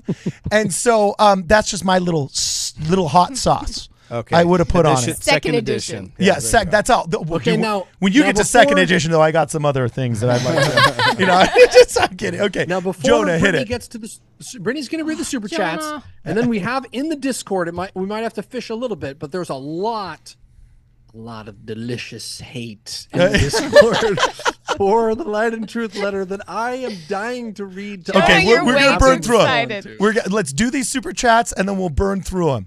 And yes, I guess we're not accepting super chats. It's Sunday. But we will read the ones that people have already given us. Okay, so go, but Brittany. stick around, guys. Stick around because it's gonna be hilarious. Is that So the stick around. celestial loophole, Carden, you just threw out there? I guess that could continue in perpetuity where people just keep, But like, yeah, we'll have to go until midnight. We'll make it a Midnight Mormons thing, like all those people in Provo that show up to Denny's at midnight on Sunday. Hey, I always did actually. that. Hey, that was kosher. What's wrong with that? Hey, God believes in exactness, all right? So I don't know. I don't Thank know. you, Brittany. Yeah. Okay, Polly Nikes 2000 says, Carden, do you know why the Chat GBT Gen Z Book of Mormon is no longer available for sale? No, do I have one of the only copies? Could it be an example of managed decline by a particular... I'm not even reading that. Okay. Well, the church never sold it. It was somebody else that sold it. But if their translation doesn't work, I will gladly make a new Gen Z translation. We will pick up that slack. We will pick up where that ball was dropped. Okay, Fight Sword Radio. If there's one thing I've learned, the more our detractors demand good arguments from us, the more they'll hate you for providing them. Ooh. Have you found that to be true, Austin? I'm only 2 weeks in, but I'm sure it will be true. Yes. Okay, cool. Wilson Wu says, hello from New Zealand. I love your show. My friends and I always talk about your videos. P.S. Anti-Mos and Prog-Mos are weak sauce. Oh, savage. Wait until they start threatening you. Hey, you got to show us your first dick pic. You're going to get those pretty soon. Yeah. Lots of hate. That one Just comes you in. wait. And you'll also start getting weird calls. It's really funny because there's always like some really like families, or especially like in large families, there's always some like you'll get a weird call that says, so like I have this like nephew of my aunt's friend that like really wants to talk to you. Like, can I just like pass him your... No, I don't want to hear anything. No, it's not a sincere doubter. It's a guy trying to get my number, put it on Ex-Mormon subreddit. You know what I'm saying? It's like, no, here's my email. You know what I'm saying? Reach out to the website or something. So just, we'll help you through it. No, I think he's got himself. He's fine. Yeah, it's But true. if you need our help, we're here for backup. All right. Yeah, for real. Star Brown says, Austin and Tekla, power couple, Fife for president 2024. She's biased. Which one? Which Fife? It's gender biased of you to think that they were saying Austin Fife and not Tekla Fife. Oh, I am. Where's the first female president in I never 2024? said Austin, so I'm just reading the super chat. I am Mrs. Austin Fife. Thank you very much. Okay, Noe Zapata. Is there a faithful response to Lucy Mack Smith's journal saying Joseph was making up stories about Native Americans before the translation of the Book of Mormon? Yeah, Yes. Stephen Smoot just put out a video on Thoughtful Saint. Well, excuse me, he wrote a letter, and then Jacob posted it on his Thoughtful Saints. And after Moroni, now here I am doing a defense, right? We should just punch him in the face, but Figuratively. After Joseph Smith received visitations from Moroni, he was shown the Nephites, he was shown the Native Americans, the people that the Book of Mormon would then later be about, and he would tell his family about it. And they would just be captivated by these stories that he'd learned from the angel Moroni. So these aren't stories he shared when he was like 9. These are stories he shared during his prophetic ministry. All right. Okay. Keep going. Timothy Berman. Again, this is like his 3rd or 4th. Yeah, this show is sponsored by Timothy Berman. Yes, Don't know thank who he is, Thank but you, Timothy. new member of the chat. Rock on. Most apostates won't admit that they are wrong because they have to admit that they have been deceived and manipulated, as well as deceiving others. Oh. Yeah, it's brutal, man. It's brutal now. So keep going. Derek Ford. The church is the true gospel. The laws of thermodynamics scream creationist. Organization theory, energy, intelligence is eternal. Studying physics has increased my faith rather than hurt it. It gives me chills. I love WardRadio. Yeah, dude. Just like I saw the quote that I'd only said it like 3 weeks earlier on my show, so I was glad. Great wines think alike, bro. Where Heisenberg said, when you take your first sip out of the glass of science, you become an atheist, but then there is God waiting at the bottom if you drink to the bottom. Hey, that was a great object lesson there, Jonah. That was amazing. And yeah, you're right. Like this new woke kind of ex-Mormon, anti-Mormonism that like forces you it's the most cruel and self-destructive religion. I mean, these people have trans their kids for this at the altar of proving how woke they are or how bad you are or whatever. And that's a tough pill to unswallow. Yeah, guys, this rips apart families all the time. All the time it rips apart families. That's one thing that they always skirt away from. Like when you asked RFM, do you remember this? You asked RFM live in a debate before an audience, and you said, what responsibility do you have? Or Sean McCraney did. Yeah. Yes, for ripping apart these families. And he just said, oh, what am I, my brother's keeper? It's like, these are real people, real families that you're ripping apart, and they don't care. They don't care at all about you. They don't care about your kids. They don't care about your marriage. They don't care. Yeah. They're miserable, and they want everyone to be miserable like them too. That's brutal. Of course, now there is an exception rule. We're all tainted here because we deal with the worst of the camp, so we will add that asterisk that there's We're a little bit jaded. There's plenty of reasons why. Look, like people join churches and leave churches all the time. There's plenty of good people, and we jokingly call them the I was raised. There's plenty of people that say, oh yeah, I was raised Mormon, it was great. We had Boy Scouts, we had youth camps, and I kind of fell out, don't do it that much anymore, but they're rationally capable of looking back at a wholesome childhood and recognizing it as a wholesome childhood, and not just like a bunch of white patriarchs trying to get me alone in a baptismal interview so they could ask me all kinds of tainted and vicious, horrible questions. In fact, do I think I have latent memories of something that didn't happen? Yes. And I'm going to start a blog about it and start collecting CPM on it and refuse to let any of my family see their grandchildren. And it's like, wow, okay, that's those two things are worlds apart. So we are talking about the latter, not the former. Or wait, no. Which one's former and which one's latter? Okay, hold on. We're talking about the bad version, not the good version. All right? Well, and just to interject some light and truth letter in there, I mean, people do have bad experiences. Yes. And I don't want to minimize that. I mean, their experiences with judgment and abuse and all that's totally real. What's frustrating for me is when critics use their personal experience or an experience they heard of to then prescribe antidotes to problems that don't exist. That's really frustrating. And I talk about that at length in the letter where, yeah, sure, there's lots of problems. There's lots of bad people, and some of those bad people are members of our church, and people have bad experiences, and we should do better. All that's true. Definitely same page. But to then pretend like this one example that you experienced or that you heard of is an archetypical example of how the church operates. The church is this abusive, manipulative, evil organization. It's like, that's just not true. I'm sorry you had a bad experience, but you're not doing it right. You're doing a disservice to other people. So, speaking of disservices now, I really want to know, before we jump into the last of these super chats, what are the most effective bogus arguments and manipulations where you thought, oh, this is bad? Because it's always easier to make an accusation than to mount a defense. An accusation can be made in one sentence, maybe two. But the rebuttal, it takes a paragraph.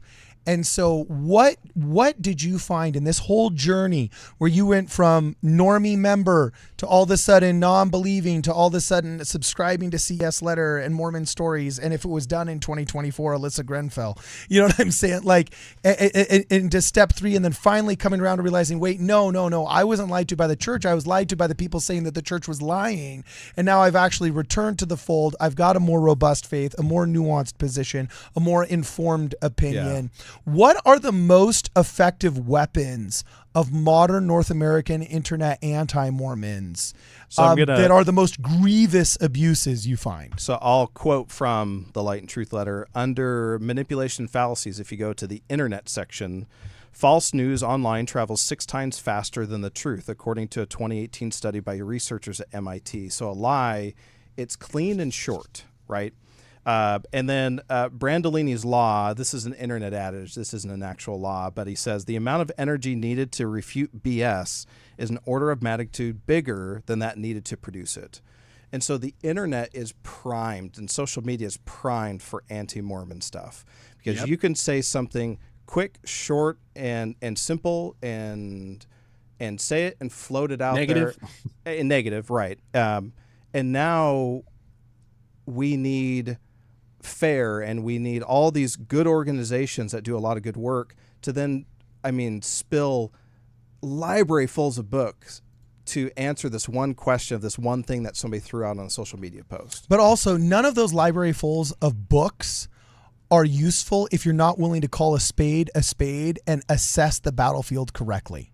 If you've developed a weapon that's really good at stopping, I don't know, lances from horseback mounted knights with armor, you're not ready for World War II, because we have upgraded now to machine guns and to infantry and tanks. So I don't care how many, anti-cavalry weapons you have, how many libraries full of cavalry tactics you have. If you're not willing to understand that, nope, the battlefield is upgraded. We're using tanks now. We're using high velocity weaponry now. We're using armored transport vehicles.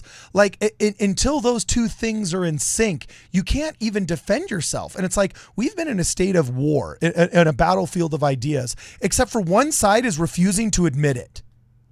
And that's those who are supposed to be protecting us from what is happening now. And now I love that you've actually done this, because somebody finally stepped up and became the adult in the room, and I'm super glad it didn't come from us and it came from you as just this indie guy out there, because it would just get dismissed if we did it as just like another WardRadio thing. You know what I'm saying? All right. Now that we're all done being adults, can we get to the memes and comments? Yes, that's true. That's true. Can we get to the fun let's stuff? Let's get to the memes. And apologetics and blah, blah, blah, blah, blah. Okay, let's get to the fun stuff. So what do we read? It's 10:30. So these people waited till 10:30. You people here, you are the ones we love. Oh, my goodness. Like the stream. You've earned it here, people. So we're going to talk about a couple of these things. Cardin, there is a thread in the general Discord.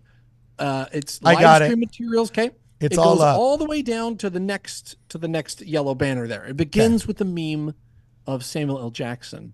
And if you stick around, we actually have a treat for you. So oh my gosh! Have you told him about the big treat? We didn't tell him. Yeah. Wait, what? The treat? A little treat. We prepared a special surprise for WardRadio. Oh boy! Yeah. Okay. Well, speaking of treats too, since it's Sunday, I just did this while the screen was off of me. Since we're not doing super chats, but I do want to hook people up. I just created my first coupon code for the merch store. The first 10 people that use Light and Truth 10 as the coupon code get 10% off on any merch in the merch store. Because I see the girls got their t-shirts on, and we've got the the War in Heaven veteran hat, but you don't want to be doing purchases on Sunday. And by the way, we've had 2 people do that in the past month.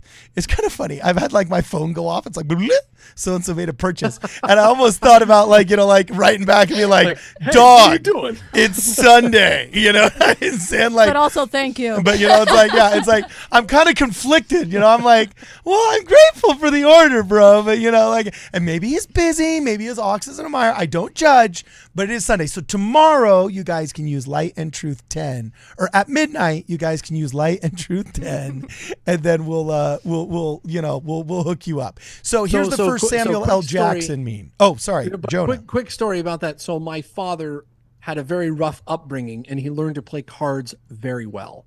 And so he is a cutthroat gambler. Now he's a high priest. He's a faithful member of the church. But when he was a boy, he really learned how to count cards. He is a shady shark when it comes to playing cards. So one time we went to the UNLV BYU game in Las Vegas. We stayed in the casino, and he went down to the $1 table, won.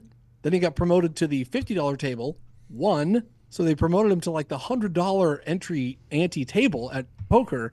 And he's like, oh my gosh, what do I do? And so he's winning all this money. And he ended up paying for the entire trip, all the hotels, all the plane tickets, and he gave everything else just to the church. He's like, I can't touch this money. Get this out of here. Hey, well, if it makes your dad feel any better, my grandpa was literally the World Series of Poker champ in the 70s before it was officially called. Really? Yeah, he was also the Utah State chess champion. And it's kind of crazy. They didn't actually officially call it until like the 80s or the 90s, the World Series of Poker, but it was the same tournament amongst the same guys. And it's like, I've had family members when we go to Vegas and there's like a big tournament, we'll mention like, oh, well, I'm the grandson of blank. And people like, oh, you dude, your grandfather inspired me. It's like literally the World Series of Poker. The day he died, he was still blacklisted from 14 hotels in Las Vegas. And yeah, married to the Manti Temple, bro. Like you could do weird things in the 70s that you couldn't do. Cardin says these things, and I'm always like, that sounds like a crazy story. And then somehow they're all true. Totally true. I'm here to vouch. Totally true. Yeah, it's totally true. She met him. He would play chess with the #1 electronic chess set with no pieces. It was crazy. He was a math teacher. Yeah. Oh, dude, I could talk about that for days. But we're not here to talk about that. Yeah, let's hit the memes. We're talking about Samuel L. Jackson here. Samuel L. Jackson is not happy about this. Okay, what's Samuel L. Jackson? You say CES letter one more time, mother, and how dare you? Okay, now this is Samuel L. Jackson being played by Kwaku Ellen, Pulp Fiction 2, Testify from VidAngel 2020. Are you trying to get us in meme trouble again with another Quentin Tarantino meme? What? I'm sure these people waited up till 10:30. These are the members of the Church of Jesus Christ of Latter-day Saints who have actually seen Quentin Tarantino. Look, you've got Tikla putting her face out. Just so you know, so nobody calls the cops. This is a joke. Okay, this is a joke. Jeez Louise. Okay, right, keep going. Do I have to start censoring these memes, bro? I gotta look these up ahead of time. It's 10:30. Come on. The Holy Ghost is asleep. He doesn't know. What he doesn't know won't hurt him. All right, so Lego. The next is from Lego Joseph Smith.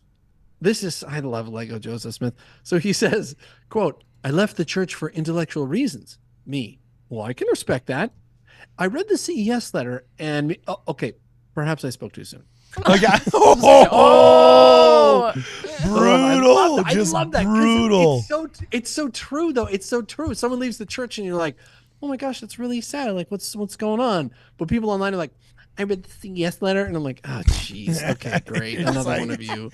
You wanted to say like, oh, really? Hey, like, well, let's talk, brother, heart to heart. Let's see what's going on. Oh, that. Well, never mind. Yes. You're one of. And you're right. And Donald Trump endorses Nazis, of very good people on both sides, and RussiaGate is real, and like all that other stuff. Yeah. Okay. Cool. All right. Keep going. Now we have a collection. We have 10, and this is just a sampling of hate hate comments from Reddit. And some of these are delicious. These are guys responding to Austin Fife. Now, see if you can tell why Jonah loves these comments so much. Okay, which ones? Tell me which ones.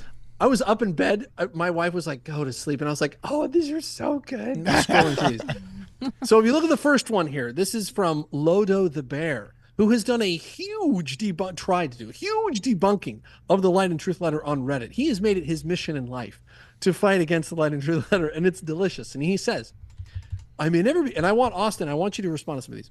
Yeah. He says, I may never be capable of convincing Austin Puff of anything, but I intend to continue this series because I take his letter as a personal challenge. He has invited me to justify my beliefs and actions, and I accept the invitation. Also, I'll take any excuse to write for an audience because I'm vain and I like all the feedback you all provide. Austin does make some good points and some good refutations of some common ex-Mormon talking points, like you said, and I think he deserves a thoughtful response. So even if some of his arguments are good, I persevere. He then, now, does anybody know why I love that comment so much? I was about to say, it doesn't seem too saucy, bro. Oh, yeah, because it's long and boring and verbose on the defense, and we've been doing this for 20 years against the CES letter.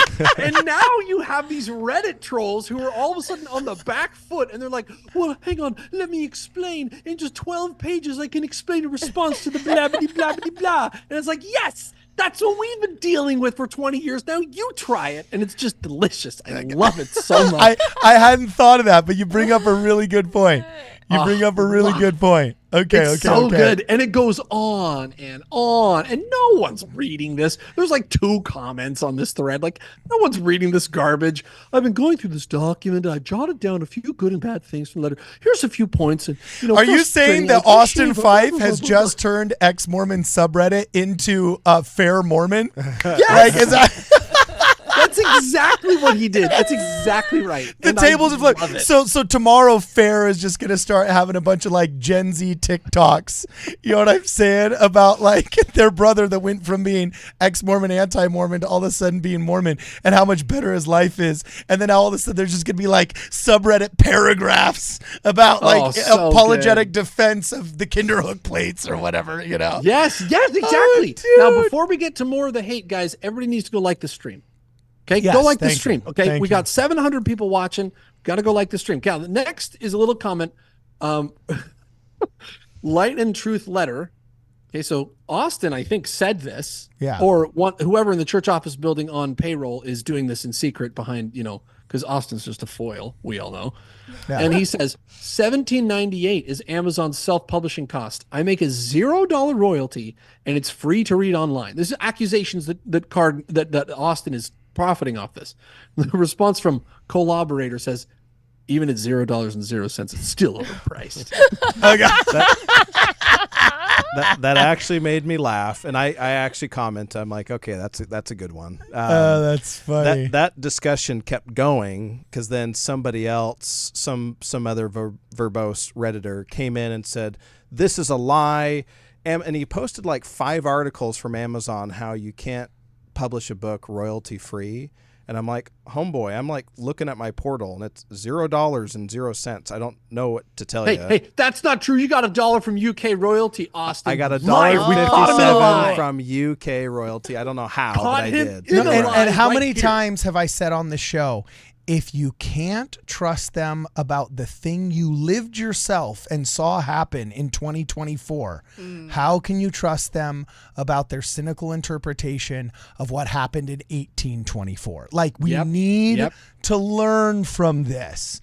They still 100%. say we're on the payroll of the church. I wish I were a church office building employee, because then I'd have like 6 weeks of endless vacation, and all I would have to do is threaten to go inactive, and then they bend over and give me an 8th and a 9th week. I could perform almost none of my job without any of the fear of getting fired, and then the whole time I know the gravy train is there because the church won't fail. I would love to be, you have to be nice. As long as I was nice. The only thing, and soft-spoken. You have to be soft-spoken. Brother, sister, soft-spoken. So, anyway, let's go back to these comments. Next bit of hate comes from Little Phylacteries. Little Phylacteries, it's kind of the next one. Yeah. He says, we need to find a better way to shut down all the astroturfing surrounding this letter. Now, it's hilarious, guys. Austin is actually a friend of mine. He was over at my house the other day, and he's like, what's astroturfing? This is how... I was going to ask that, too. I was like, what? This is so delicious, guys, because they think that it's this great cabal and like there's all this money behind it, and it's just some dude did it. It's legit some dude who had a faith crisis, and he's like, I'm going to write this down, and that is just going to burn them the most. This wasn't fair. It wasn't any BYU professors. It was just It's just some guy just wrote it down, and he's just like, It's just Austin. and it's gonna just burn him. I love it. Yeah, So he welcome says- to the you're paid by the church. Meanwhile, you're like scraping it, paycheck to paycheck, and it's like, but you're paid by the church, really? Please, I hope. That'd be awesome, For those people who don't know what astroturfing is, so when something is grassroots, it means it comes up from the ground, that somebody at the top isn't pulling all the strings. People are just getting excited on their own. That's called grassroots. When you want to make it look like grassroots, it's astroturfing. When you pay people and say, hey, show up at this protest with this picket sign and pretend like you're really angry, and you pay them, they don't really care, but they act like they care. Like the anti-Mormons. That's astroturfing. Anti-Mormon rule number 1 is they never refute scripture, they only fulfill it. And number two, I think, was they always accuse you of that which they are gravely guilty of themselves. Yep. So, okay, so now we've got this one is hilarious.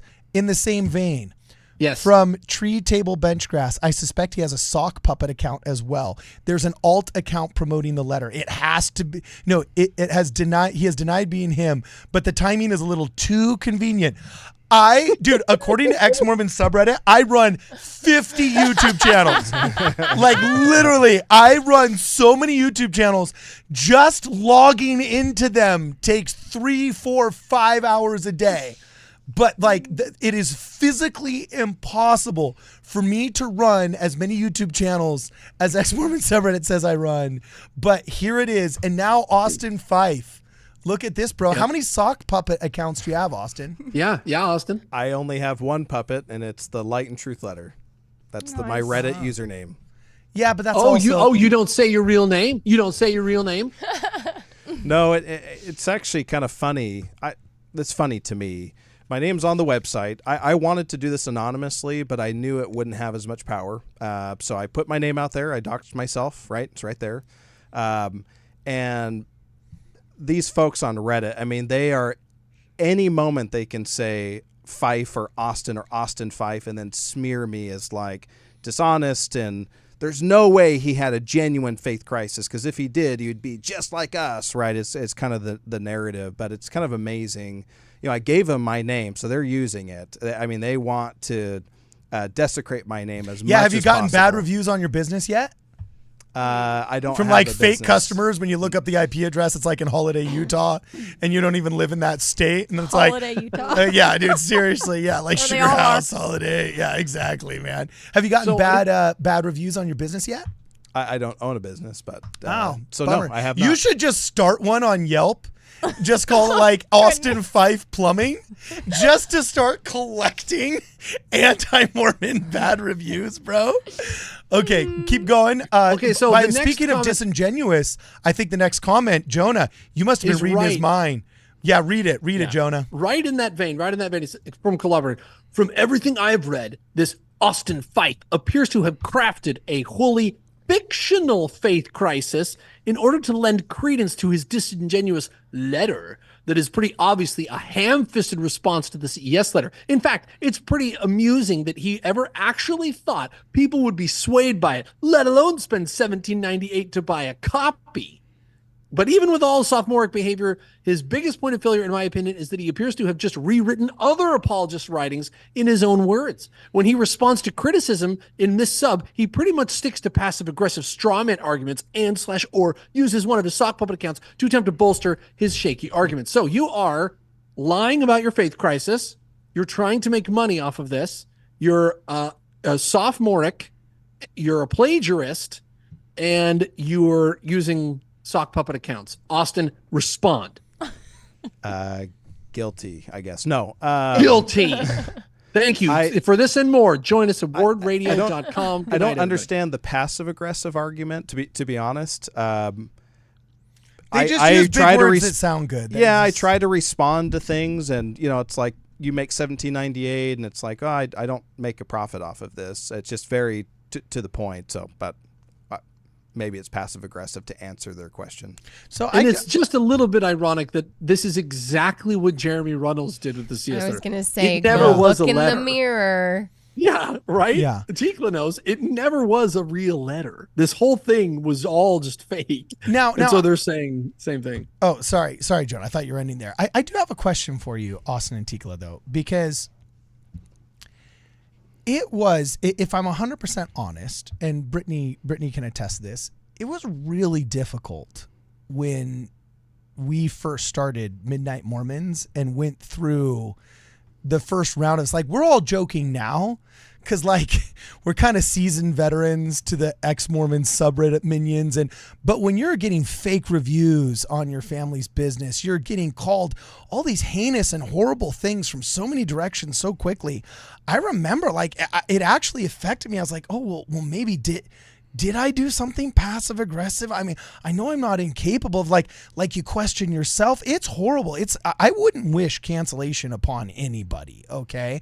And you like, if you show a vulnerability about like, well, no, I want to give the benefit of the doubt. Then it's like in their mind, they're like, benefit of the doubt is the jugular, go for it. You know, like this, they're cruel.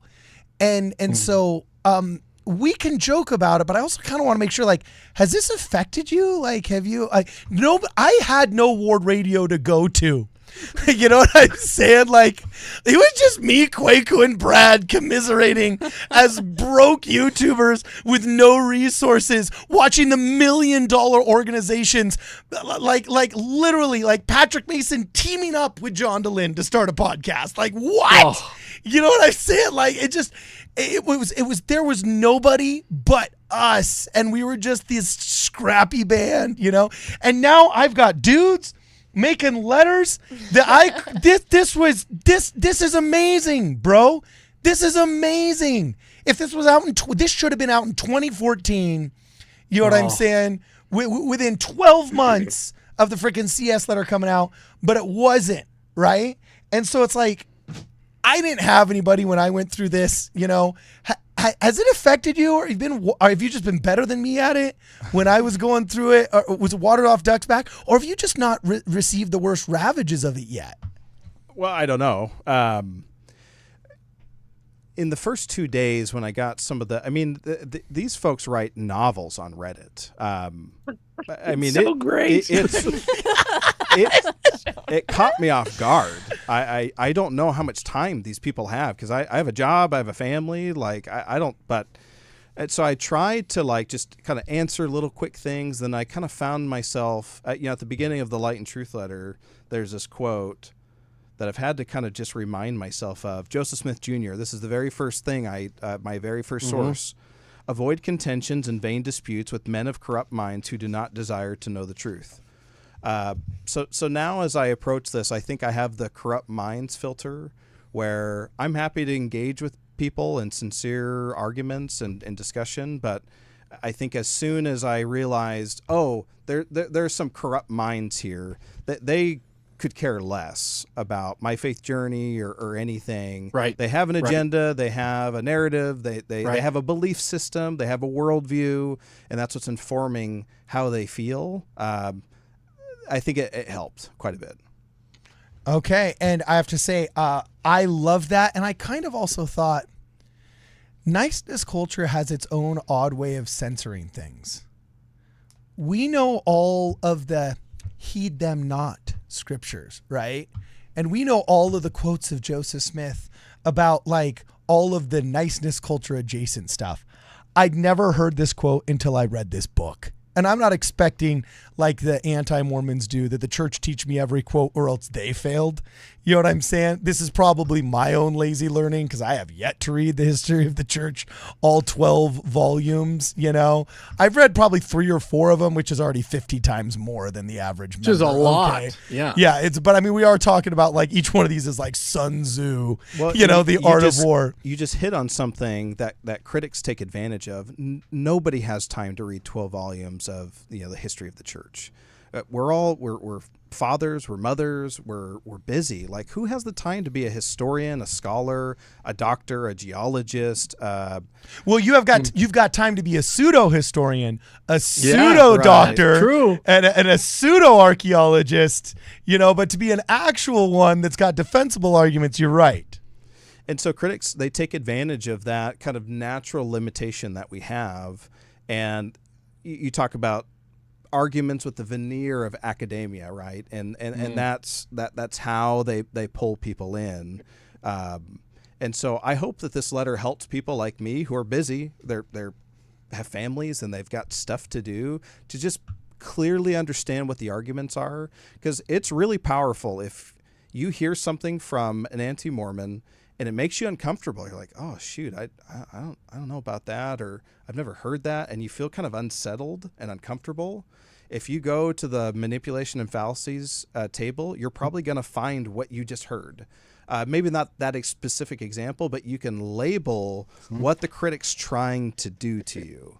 And I think that's really powerful. Giving the evil a name is a really powerful way to combat it. And I love the quote that you said. It was the first thing that I highlighted in green. Any particular comment is not important, referencing the comments that you would reference in this book. He says, I see the essence of every statement listed here almost daily on social media, which I do believe is absolutely 100% true. So let's keep going with the memes. Oh, Jonah. Yes, speaking of social media, so if you hop back to the general Discord, Cardin, there's a few things that I dropped in there. If you scroll up a little bit, there's a big white comment from No Information 5504. Okay. This is a great one. I want Austin to hear this one. So he says, he's responding to, these novels. He's one of the 3 people who actually read this garbage. And he goes, agreed. I don't know how far he went into unbelief, talking about Austin. Maybe he got super low and started saying fetch instead of the more mild flip. Who knows? To me, it doesn't read like someone who really has embraced the dark side. He has either forgotten or never understand the issues of those of us who have lost our faith, those who have lost our faith to deal with.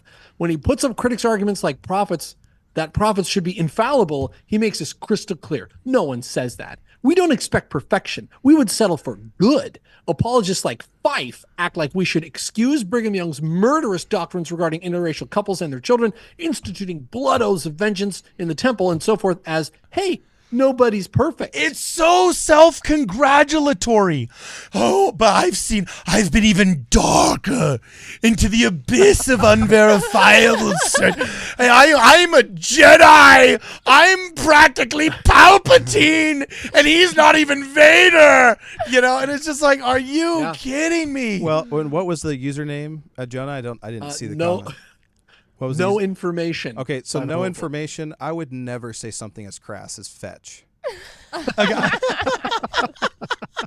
I would never sink that low. Oh, that's it's funny. It's so interesting. It's like you're coming after their testimony. You're making them doubt their doubt. Yes, and listen to them scramble. It's delicious. And they write this big old paragraph to defend themselves. It's just so great. They used to just poke and just throw rocks, and all of a sudden they're scrambling for dude, how am I the one that's pulling back the reins on you guys? This is kind of a cool good cop, bad cop feeling. I don't know what it's like to be the sensitive one in the room. You know what I'm saying? I freaking love it so much. Now we would like to, this is a bit of a ceremony here, okay? So people, if you like the stream, is it a high demand ceremony? Before we get to the big treat that Austin has planned here, which it's gonna be great. Before that, we have here for Austin, there's an image in the Discord card of a round table. If you could bring up the round table here.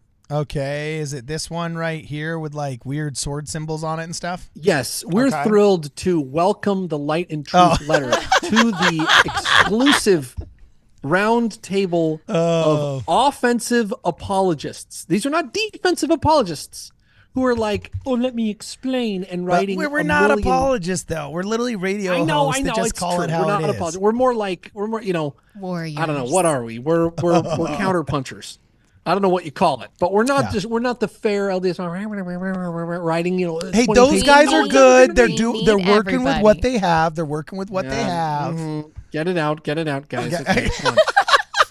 All right, but at the round table of soldiers, okay, who are going to pick up swords, not just shields, and we're going to go into battle, okay, online. We've been waiting 20 years for these people. We have WardRadio, of course, Thoughtful Faith, Quick Media, the Comeback podcast I put on there because that's like killing you with kindness, right? It's it seems so sweet and innocuous, but Ashley, she's devious.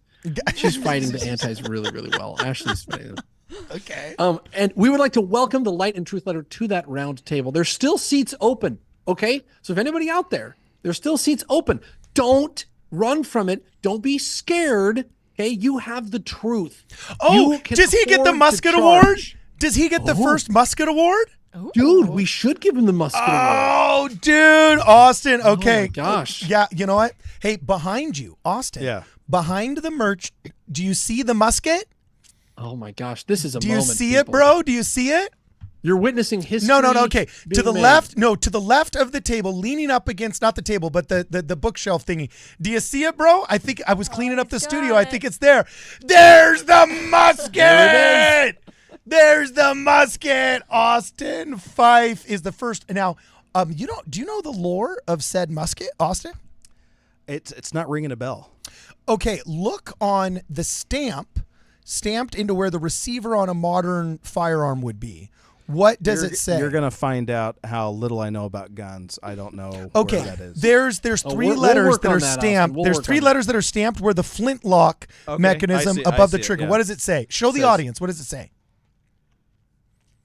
It says LDS. Yes. So what rifle from the 1850s or 60s might get stamped LDS by the military for a certain reason? Mormon Battalion.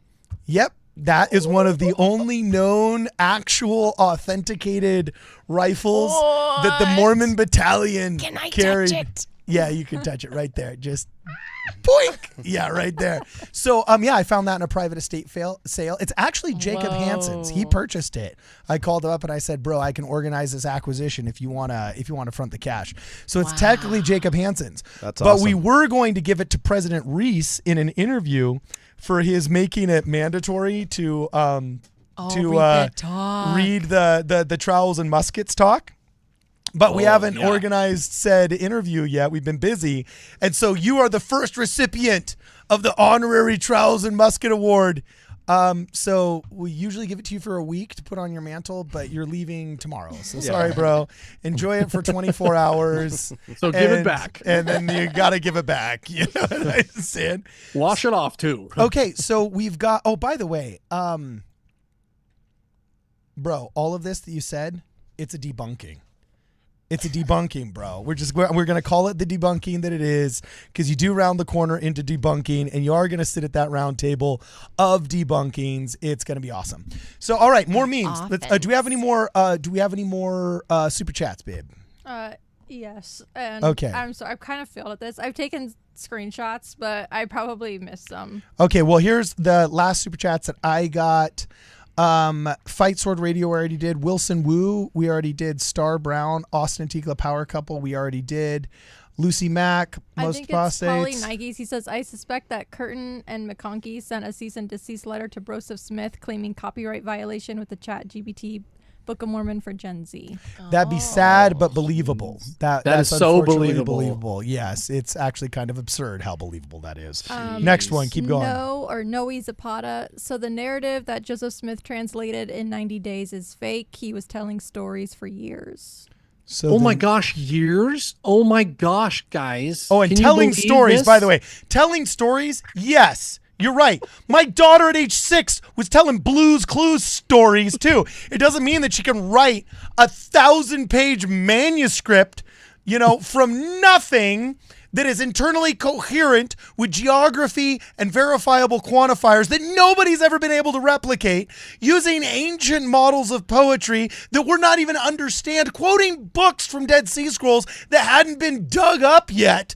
Yeah, Blue's Clues. Reciting a spelling bee doesn't mean that you're a freaking prophet. That's the most pathetic argument I've ever heard in my life. I want to hear Austin's response to that. Austin Fife, you're at the round table. Yeah, I was going to say, so critics will take kind of one thing, like in my letter I talk about, critics are like, well, plenty of people have written books quickly, and then they list like 4 examples, and it's like, okay, all 4 of those examples are really stupid for a number of reasons, right? They're written by an author who'd written 20 books before that, or whatever the case is, or plenty of people have written books that are, and so critics pick one narrow thing and then they zoom in on that, like, oh yeah, sure, somebody can write it in 90 days.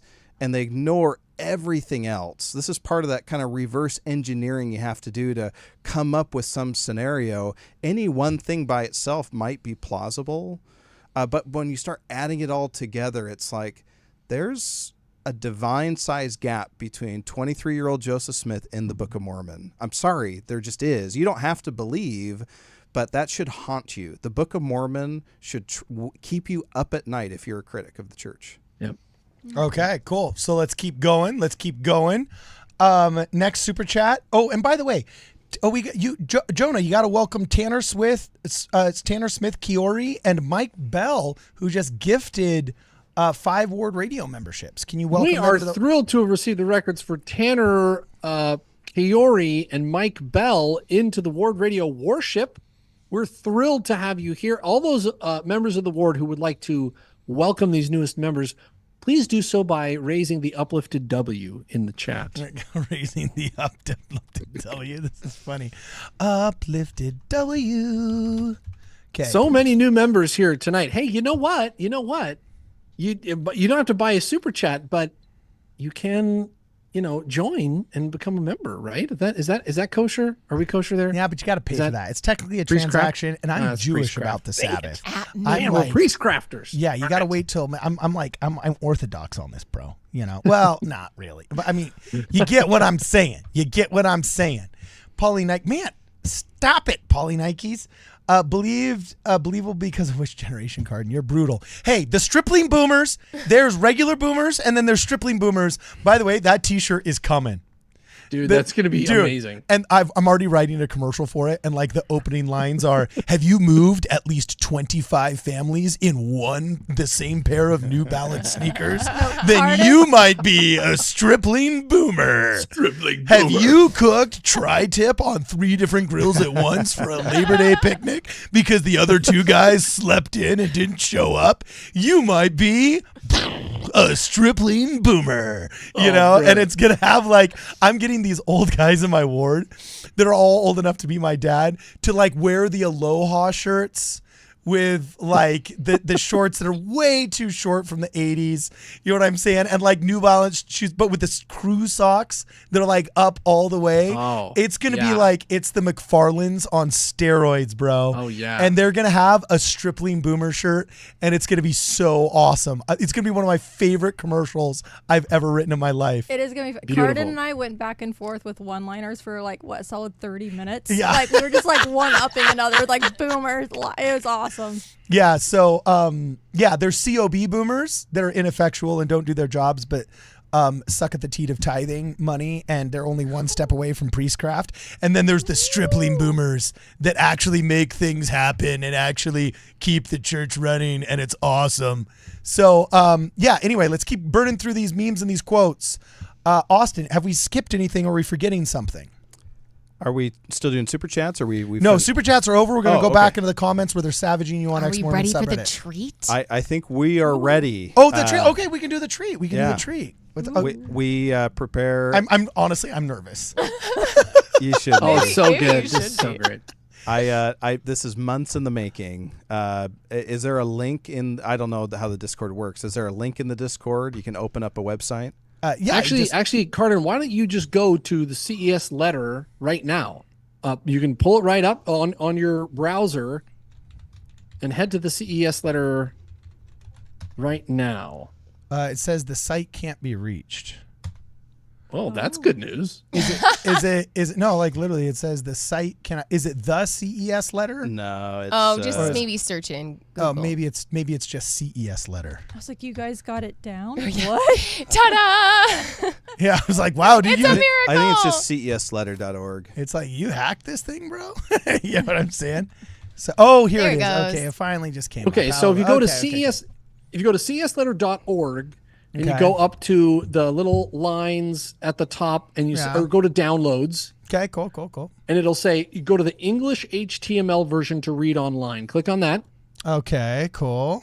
And then in the table of contents, you're going to go to conclusion. Okay. Now, this is after the CS letter has just vomited, projectile chunky vomit. Oh. Every anti-Mormon, gish gallopy bit of nonsense all over your brain. Okay, that's what it's just done for like heaven knows how many pages. And then Austin, you take it from here. I was going to say Austin knows. Yeah, how many it's pages. 138 pages. So if you go to the bottom, there's at the very bottom, just scroll all the way to the bottom. Okay. There's this heartfelt poem of, I don't know, now we're going to be nihilist, or I'm not sure what the poem is. Should we read the poem? No, Tikla. No. No? I'll read it. As a child, it seemed so simple. Every step was clearly marked. Priesthood, mission, sweetheart, temple. Bring it with hope as I soon embarked. But now I have become a man and doubt the promise of the plan. Oh, is this another self-congratulatory poem? Okay, for the path is growing steeper and a slip could be my death. Plunging upward even deeper, I can barely catch my breath. Oh, where within this untamed wild is the star that led me as a child. As I crest. Oh, man, they should have actually rhymed with the deeper and then it would have been a little bit more profound. Can we just skip? Okay, sorry. Don't break the mood. Don't break the mood, Carden. As I crest the shadowed mountain, I embrace the endless sky. The expanse of heaven's fountain now unfolds before my eye. 1,000 stars shine in the land. The chart drafted by my own hand. Okay, Self-worship. there is some funniness in this. I realized that he's describing, instead of a sun that he used to follow, he is now following the stars, which I don't know if that invokes any degrees of glory for anyone else. yeah, okay. So this is the very end of the CES letter. So if you've read this and you're now debating nihilism or not. Yeah, you kind of did a version of that in your own letter, right? Correct, yeah. Okay. But go back to the page, and then he must be quoting somebody who wrote this poem. And if you click on the link, see right there below, see where it says The Journey? Yeah. So go ahead and click on that link. Okay. It says, okay. Wait, you just read the best arguments to critics. Now read the light and truth letter, redirecting the light to truth. Wait, what? What? He bought the URL. Oh my gosh. You hacked the CES letter website. Not hacked it, but like you bought the URL that they're linking to on the CES letter. And now people are, this is too. It's like when the church bought the advertising space. That's so cool. And look at this. Bro, no joke. Look at that. That is some peak trolling. That's some big brain energy right there. That is some big brain energy. That is troll. Oh my gosh. Okay, we got to watch that one more time.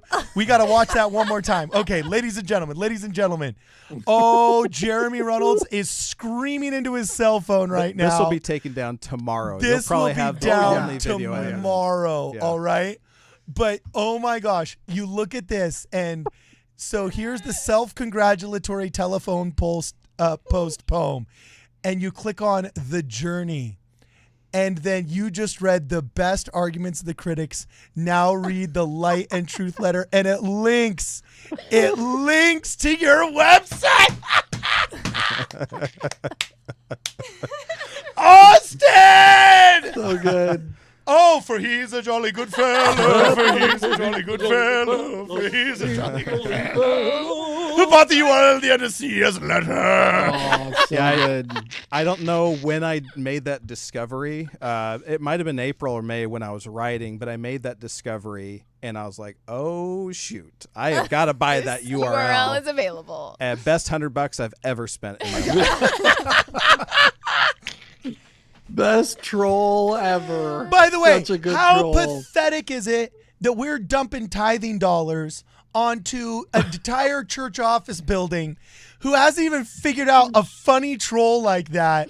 You know, they'll dump millions to try and get along with Broadway.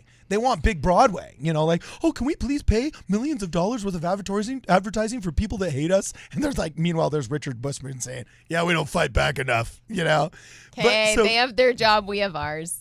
Hey, that was a good troll though. Putting the thing in the playbill. That was pretty good. That was a good. Sure, fine, whatever. I'm just saying, Not like this. This is epic troll. This is next level Epic troll. trolling. I'm going to keep refreshing this and seeing how long it takes. Just seeing how long it takes to get them to straight up take it down. You can hear Jeremy Reynolds just booting up his WordPress. He's like, oh my God, Carmen, what's my password? Where's that link? Dude, this is too good. This is one last time. Here it is. One last time. We're on this CES letter. And just to prove that it's a CES letter, There you can see. Oh, there's a headline right there. Okay, so conclusion. You come down to the journey. You click on the journey. There it is. That is peak trolling, my man. Okay, chat. I gotta know, for somebody who's past 12, you know what I'm saying? What did you think of that? That was worth waiting around for. That was totally worth waiting around for. Austin, you're my favorite person. You know what I'm saying? So, besides Brittany, man, I like if there, I would kiss you. If there was not these microphones here, I would just kiss you. For the next 24 hours, I will remove myself from number one and let Austin take that. So the chat. So some of the members in the chat are saying, "Now I love the CES letter. Now I love that website." Oh, that's funny. Got a couple of. Take it down tomorrow. At least we have it recorded for posterity. That is so funny. Okay, so we're gonna go back to some of these comments, and then I don't know if you finished answering what were the most easily debunked but effective and cruel manipulations that you found. I think in your letter, if I'm remembering correctly, you said it was the maps. The maps are so good. Oh, geez. Now, you don't have to answer that right now. Yeah. You can think on that as we finish the rest of these comments, but let's burn through the rest of these comments that you love, Jonah, and then he's going to be able to answer that question, and then we're already in overtime. It's past midnight for some people. We're going to have to get out of here soon. But so there's underneath that round table, there's a little comment there that comes from the giant novella that rivals the Gulag Archipelago in length and here that they've written to try to refute the Light and Truth letter, talking about the Book of Abraham. Now, see if you can figure out the argument here. He's saying, well, Austin Fife puts some parallels between the Book of Abraham and then the Book of Jubilees, which was discovered in the Dead Sea Scrolls in 1946-47, okay? So I love this because it's Apocrypha. And Austin correctly points out that there's parallels between things that Joseph Smith could never possibly have known about and the Book of Abraham, okay? He says, concerning the parallels that he sees, I have to ask whether these are relevant at all. Well, are these even relevant? I mean, these texts are not authentic accounts of Abraham's life. Modern archaeologists argue that evidence indicates that Abraham may never have existed at all. They say that he's a mythical figure. The resemblances that Fife wants us to pay attention to seem to be nothing more than the evidence of parallel evolution, showing that, here it comes, both ancient and modern authors can dream up the same false claims. That's literally like the Stephen Smoot argument in behalf of the Book of Abraham that they're always trying to dog. Oh my gosh. He just guessed, guys. Guys, he just guessed, okay? He just correctly guessed textual evidence in the Book of Abraham that corresponds with a text dug up in the sands of Jordan 100 years after his death. He just guessed, guys. It's just a guess. Like, what's the big deal? Is this even relevant? Why are we even talking about this? So maybe we should move on. So he's conceding that both of these, time disparate people came up with the same revelation, just dreamed it up. It wasn't divine. After he says, is this even relevant? I mean, why should we even talk about this? Nothing to see here. Don't even look at this here. Well, speaking of things to see here, just really fast before we go up to the next quote, I'm going to do this one more time. Here we are, ladies and gentlemen, in the conclusion of the CES letter, and you go to the bottom and you click on the there it is. Okay, cool. Best $100 ever. Best $100 ever. Okay, cool. So, all right, let's go to the next comment. Here's another comment here. Jonah, I've been going through this document as well, so I look forward to your future posts. I've jotted down a few good and bad things from the letter so far. There's a few points he puts in his hand on the scale of the believer, which is frustrating, but I also appreciate when he calls out the terrible cliche arguments that get passed around. Why did that hit your radar? That seems like a very normal comment.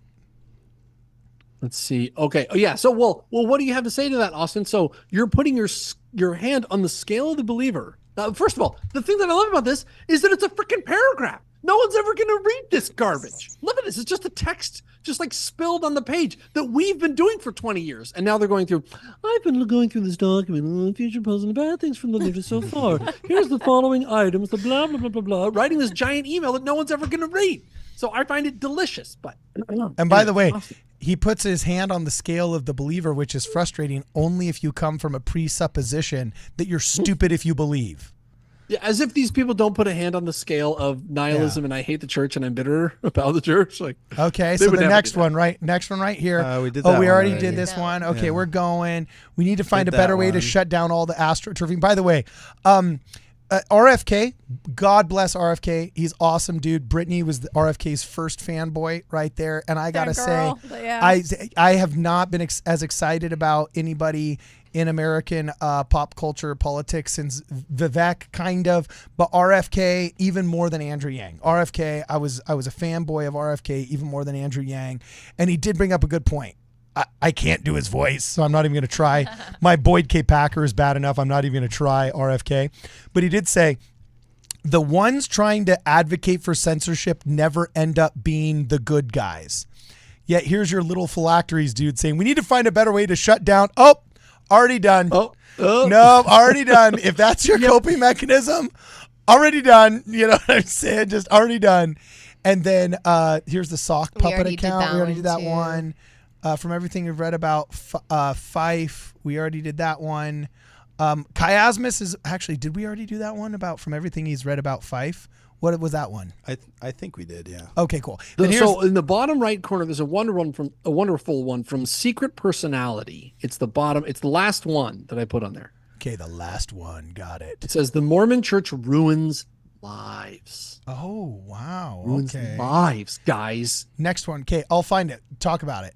It says the Mormon Church ruins lives, protects child predators, and pretends they are the righteous chosen of Jesus that can't be questioned by the general membership. They won't get away with it while I'm around. Oh! So watch out. Woo! Okay, Austin, your response, my man. Yeah, this is just an appeal to emotion. It's inflammatory language. It's meant to incite a reaction. When somebody's that passionate about anything, our knee-jerk reaction is, well, I mean, no one would say something like that unless there was some element of truth. In fact, you asked me, like, I can't remember how you phrased it, Carden, like biggest manipulation or something like that. Yeah. And so my very first manipulation tactic that I listed in the Light and Truth letter is called false compromise. And this may seem kind of mild. I saw that. That was genius, man. But this is actually one of the most important realizations that I had. If you've heard a narrative about the church, right? Joseph Smith was given golden plates by an angel, right? That's the narrative that you hear. And then you listen to Mormon stories or critics say, Joseph Smith is just a fraud. He made this all up and he made plates. And so they go to the opposite extreme. Like Joseph Smith is a crazy sex addict, all the things, right? What we naturally do as humans is we say, okay, well, maybe this isn't true and this isn't true. So the truth is somewhere in the middle. They win if that's what you do. Just like James E. Talmage said, and like I said, we've not had a real apologist since Hugh Nibley and James E. Talmage, but he said when sickness has to compromise with health, health does not win. You know what I'm saying? Like you need to maintain health. The middle ground between truth and lie is not where the truth is, right? And it's so just lie. Yeah, exactly. That was my biggest realization is that these critics paint this wild, far left field, like this is nowhere close to remotely true, but they don't need you to believe that. That's not the objective. They just need you to move off of your orthodox traditional opinion. Wow. And if they can get you to do that, they've got you, even if they didn't get you all the way over there. It's like when C.S. Lewis said that cards are just as effective at keeping a man out of church as, like, you know, these giant crazy vices and so on and so forth. Because either way, he's just out of church. That's interesting. What I want to get a little bit practical on that. What's a practical time where you saw that happening? Where, like, somebody made this argument and I recognize that, okay, that is poisoning the well, or that is a false compromise. You just had that Reddit post, I mean, just 2 seconds ago. I mean, that was... Oh, yeah, you're right. That was a classic example of somebody painting an extreme narrative, appealing to emotion, another manipulation tactic. And again, they don't need you to believe that the church protects child predators or pretends that they don't need you to believe any of that. They just need you to get off of where you currently are if you're a faithful believing member. Yeah. Well, and I would say another example of this that was so important it's so damaging that it's out there in its lie form is the LGBTQ stuff. Like the idea that LGBTQ youth would be in more danger if they're in the church. When they're far better off by every measurable quantifier. Exactly. That one, I think, is it's so gross that they use that twisted idea against the church and then when the truth comes out that they're actually better off in the church, the statistics, Austin, because it's a 42% reduction in suicide ideation according to the 2019 Sharp survey. For kids who are in the church. Wow. And when that information comes out, do the critics celebrate like, oh, good, we were wrong. The church is actually good for these youth? No, they're devastated because they need that to be true in order to justify what they're doing. Because if taking kids out of the church is going to increase their suicide ideation, they can't have that. That can't be true. And so they'll go to great lengths to protect a false statistic, not because it's not, they don't care about these kids. Anti-Mormon rule number 7. What is it, Jonah? They never actually protect the vulnerable minorities, but traffic in their misery. Misery, yeah. Because it's never about protecting. It's always about trafficking. Because guess what? If they do make the heinous accusation here about the church being full of a bunch of predacious people and so on and so forth, meanwhile, the truth is over here that it's not. And it's actually the best thing by almost every single measurable quantifier. They don't need to win the argument that, yes, it really is this bad. But man, if they can make the person in the middle think, well, maybe it's only half that bad and we really need to have this robust background checks thing, which isn't really robust. It's actually impossible to meander through and will shut down the youth program. We could get a shutdown youth program from this out of the state of Arizona.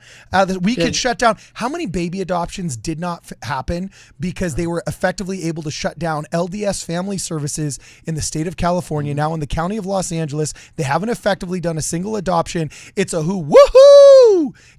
Ex-Mormon, anti-Mormons, the woke scolds, they love that the LDS church cannot adopt. And by the way, they shut down the Catholic adoption agencies, like all the faith-based adoption agencies, gonzo. Now only the woke state has the ability to place a child in LA County. And it's why all the celebrities have to go overseas to find children in Africa, the Ukraine, whatever. Meanwhile, there's children here begging to be placed in homes and have a family, and they can't do it because the woke scolds, they got to do their damage. And they supposedly do it for the children. But if it was really for the children, you would want to be able to place them into as many positive adoptive situations as possible. But no, they scored their point. They did damage to the church. Never mind how many kids they just screwed in the foster care program. Yeah, and you can see it in John DeLynne's eyes when someone says, like, I was struggling with same-sex attraction or whatever. And John DeLynne he leans into it. He's just so excited to be like, well, they won't accept you. You're just, they hate you. Like you said, that friend who's, are you going to kick me out of the house? And the dad's like, what are you talking about? Why would you go to the house? Where did you hear that? And also fact that I need to do this impression a little better. Oh gosh, stop it. Well, they don't like it. Stop it. They're going to clip you. They're going to clip you. They're going to clip you. So I'm going to go to the next one right now. You ready? Austin, you appear to be missing the point. Is that the next one, Jonah? Oh, sorry. I was laughing at my impression. No, here we are. Chiasmus is in both the view of the Hebrews in late war as well, I believe. But even more damning is that it is in the DNC, which gives evidence to a common authorship for both the Book of Mormon and DNC. There you go, Austin. Boom. Take that. Owned. Shreked. Take that. What do you do for that? I ignore it. The chiasms in the Book of Mormon, some probably are coincidental. I mean, you can come up with a chiasm just on the fly. A monkey with a typewriter will write a sentence once. Yeah. Okay. And so that's a fair criticism. But there are at least 4 chiasms, including the one in Alma 36. That's basically, it's a statistical improbability that it was by chance.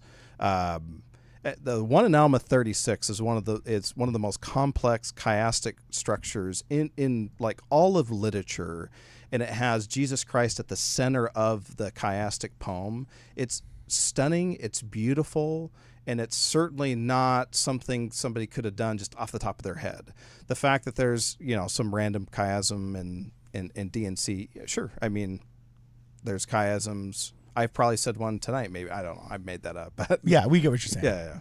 Okay, well, that's a really good answer. So much more well measured. You didn't just go straight for the throat of go get your blue hair dye. You know what I'm saying? You are so much better at this than we are. So all right, the next I'm so one. much different at this. How about that? Oh, that's true. Different. Yeah. Okay. Austin, you appear to be missing the point. Honest critics of the church. Honest ones, by the way. Do you like that right there? Honest ones. Right. Okay. The honest critics of the church are not saying that there is more sexual abuse in the church than other churches. They are saying that we could be doing much more than we are to help prevent abuse. Okay. Yeah, no, they're not. That is such that is such a lie. They are not just saying that. They are definitely saying that we protect predators and that we're trying to promote, they absolutely claim that. I would like to think that this individual is adding a more well-measured take to the subreddit, and I'm willing to give them more grace than you. And this is why I like having you on, because there's a thread where they are debunking my abuse in the church section, which is one of the later sections that I do. So they're debunking it. They're going back and forth, and so this is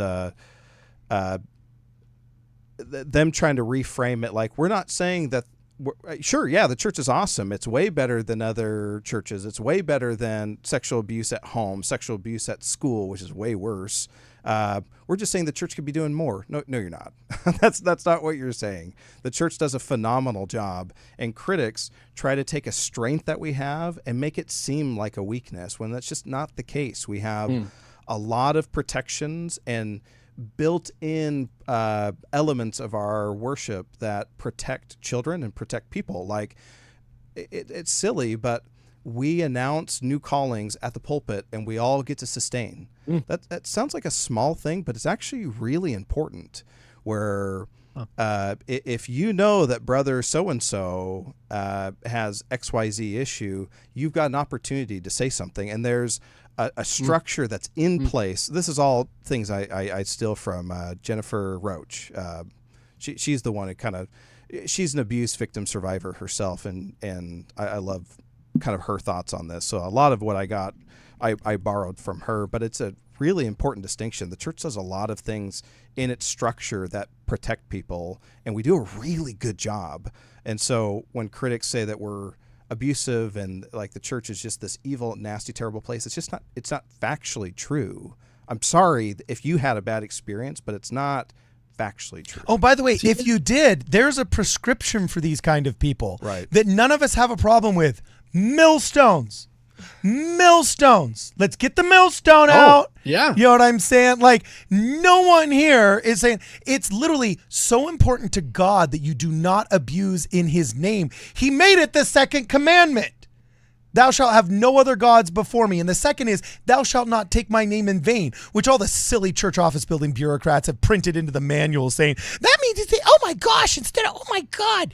And in reality, what it means is don't take my name upon you. Do not operate in my name for anything other than that which is done in my name. Do not operate under false pretenses for abuse, for self-gain, self-harm, harm of others. Do not take my name in vain. And if somebody has abused you, has abused their position, it is in our, people always laugh that I say codified, because that was what Ben Affleck said in that one interview.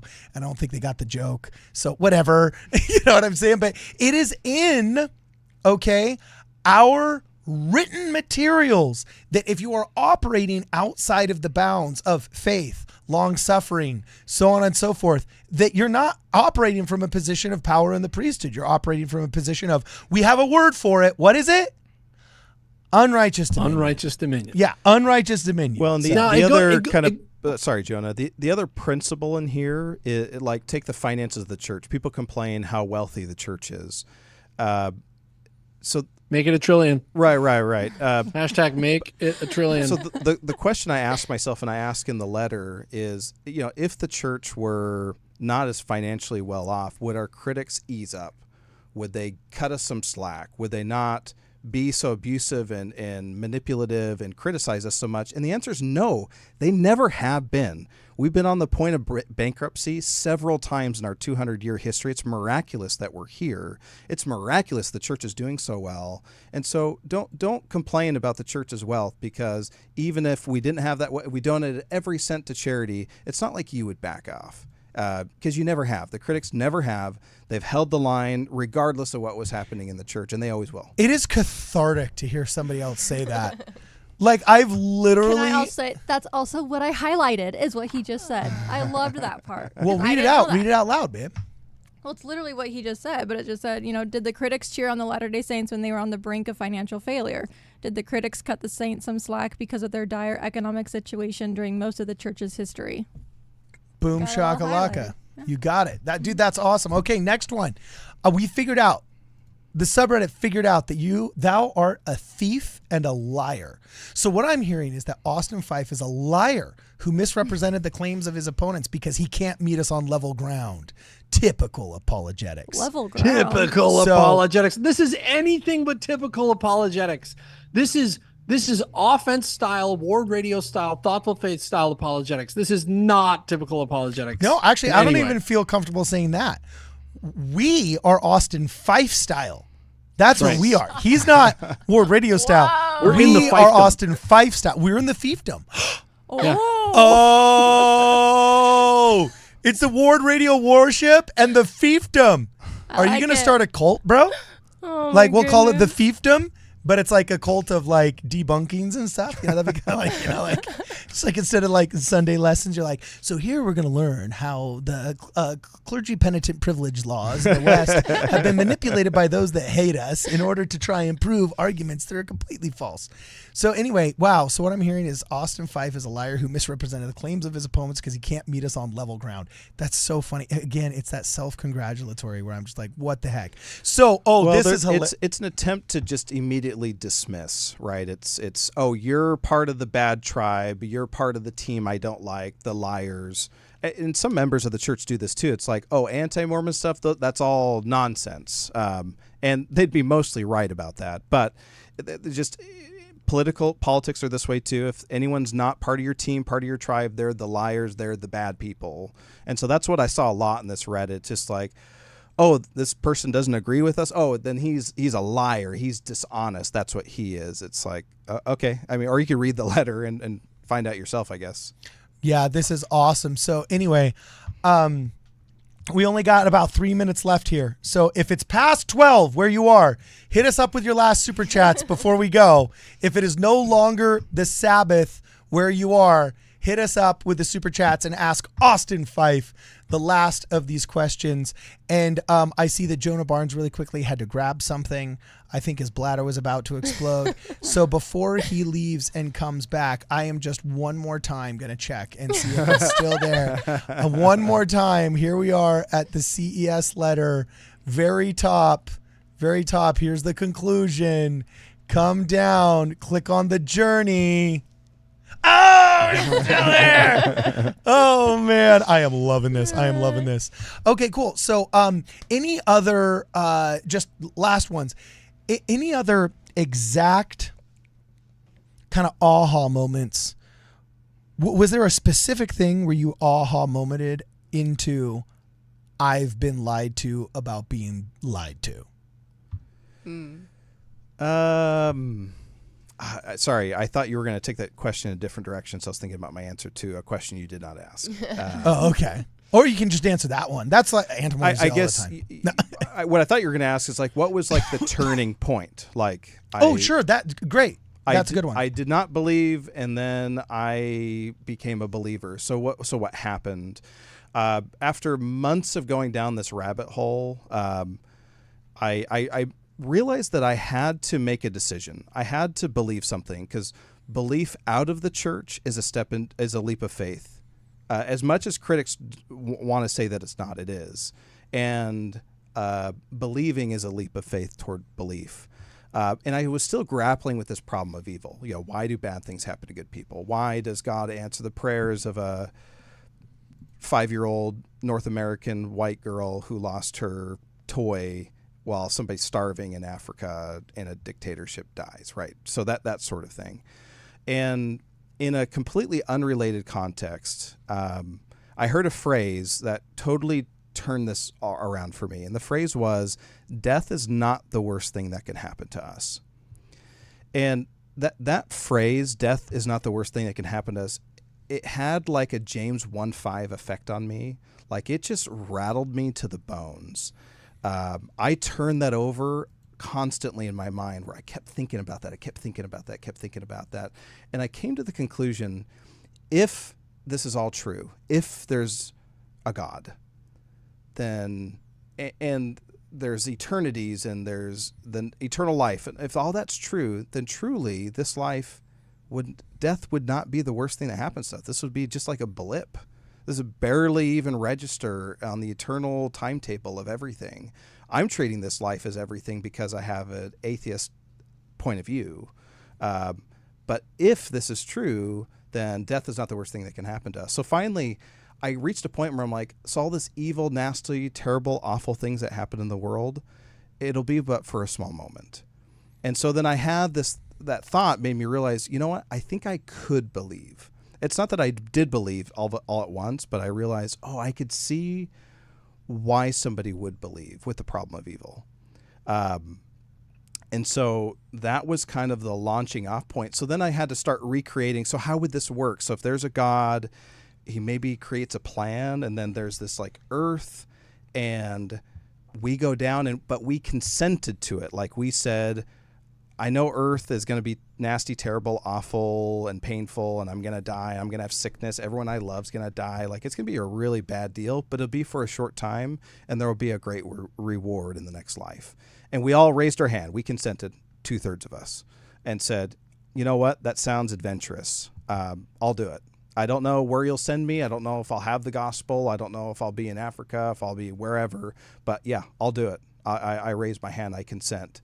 And so if we all consented to do it, then that means there must have been a price paid to make this all worth it. And this is literally, all this is happening in my mind. It's as if Missionary Austin is teaching Investigator Austin, where I'm out of the ashes of my disbelief, I'm recreating the story of the gospel of Jesus Christ. And it's striking me that this makes the most sense.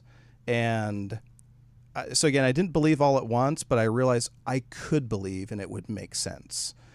So then I made the decision to believe, and my life has been infinitely better since. Again, letting go of I know statements for I believe is exhilarating, because it's you then become a participant. You're a member as opposed to just somebody who knows something.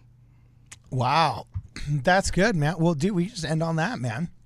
We're gonna have to get you back as soon as humanly possible. Today was an adventure. Your flight was postponed. Yeah. There was every setback imaginable basically happened, but you overcame. And man, you're making a stir here. And I'm just stoked to be a part of it. Have you been reached out by a ton of people? Like, I assume you get in contact. You're going to be talking to a bunch of folks. I'm sure this is just the beginning, right? I've been shocked. I half of me, the confession, I guess, half of me wanted this to flop. It would be really nice to have this flop. I could just upload it to Family Search and then go back to watching BYU football in peace. And the other half of me wanted this to really help. I wanted this to help a lot of people. I think in the first 2 weeks, I've been shocked. I've gotten dozens of emails from people who have read the letter and expressed their appreciation and how excited they are. Yeah, it's been really special. It's just been a couple weeks. And so I hope after tonight and beyond, this could start reaching those people that this was intended for. I think so far the critics hate it and the faithful members love it, which is great. I hope. But those were the predictable camps. Yeah. The 1/3 that hates and is in the know, the 1/3 that loves and is in the know.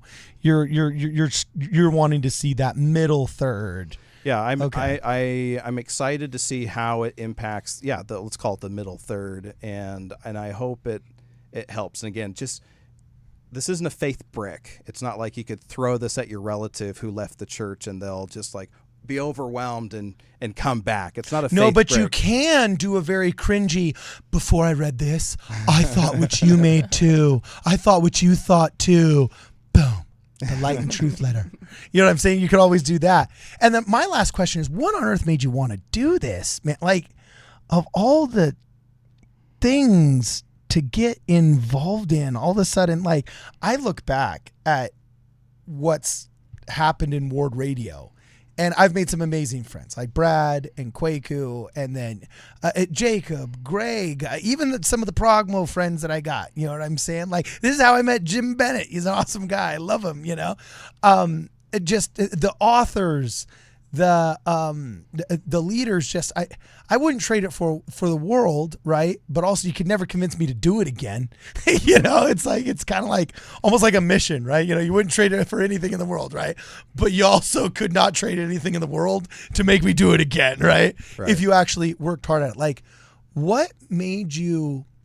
Because you could have easily gone the route of defensive niceness culture, neutered, sterilized apologetics, and maybe even have fundraised $250,000 for the 501c3 of the Light and Truth Letter. And let me tell you, Ineffectual Scripture Central will give it to you, you know, or somebody will. Okay, you could have gone that route, but no, you went the route of, okay, we're calling spades here, and we're using the science to show what's actually happening, and we're calling out not just identifying for somebody to think about logical fallacies, but also going the next step and saying, okay, this is also not just an error. This is manipulation. And it's manipulation I sense is motivated by X, Y, or Z conflict of interest, right? You went, I don't want to say the WardRadio route, you know what I'm saying? Because people like hate us for that. But like one of the things that people have said about our show is they appreciate, like, I don't know, the authenticity, whatever you want to call it. Like, what made you want to go that route instead of kind of like the standard, you know, 501c3 nice guy route? Yeah, I think God needs all different sorts of soldiers in his army, and I think we all have a part to play. I don't have a lot of negative things to say about any of the apologetic groups, unfortunately. I think they do an important service, and they're really important. WardRadio is really important. It reaches an audience that need to be reached through this medium. I think God needs all different sorts of soldiers, and I think I identified a place where there was a need not being met.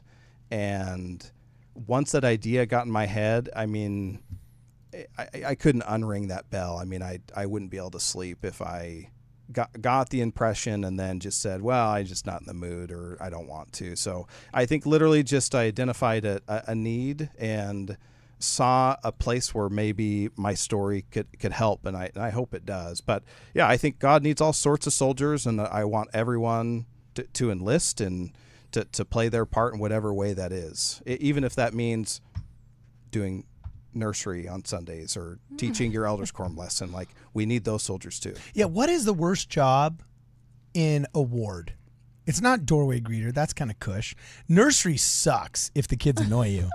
You know what I'm saying? Like, if there's an annoying kid in nursery. It's only an hour now. It's great. At 3-hour church, it was the worst calling. Dude, I was going to say, dude, 2 hours Yeah. with a couple of those kids. You sing a couple songs, you throw some snacks in them. It's easy now. Dude, yeah, now it's like gummy bears and not like vacuuming up the endless amounts. And with that stupid vacuum that doesn't work because they don't want the electric vacuum around the kids. Right. It's that weird little like sucker up with the two little windmill gizmos. It's like the Fisher-Price version of the vacuum. Yeah, exactly. Yeah, that's. I don't know what the worst job in the church is. But that we won't say it out loud. Last super chat. Then you got to go read Bednar's talk where he talks about those in the last wagon, where he just like praised all the little people. It was the best talk ever. I loved that talk. Good talk. Yeah, I like it. Let's call certain people the little people. Okay. You know what I'm saying? You know what Everybody in that calling, you're the little people. No! I'm just kidding. I'm totally just kidding. So, okay, Jesse brings up the last super chat. Brittany, read us the last super chat and then we're out of here. I don't know if I see Jesse. Jesse KC7 SIC. Okay, Jesse brings up a good point, and Jesse says it's Monday in Zion. Okay, I don't know where Zion is. I do not subscribe to the whole Zion, the Utah-centric is Zion model, but I assume that this person lives in Arizona, right below, and that daylight savings time has made it so that it is 12:41 there, Monday in Zion. No, I'm just kidding. Jesse, bless you wherever you are. Thank you very much for the super chat. Thank you everybody that hung out with us today. Before we go, there's only one last thing we got to do. One last time. Here we go. The conclusion of the CES letter. Click on the journey, and it is still there. This is the first thing I'm going to do in the morning, Austin. When I get up, the very first thing I'm going to do is actually click on that link, see if it's still there. Now, his name is Austin Fife.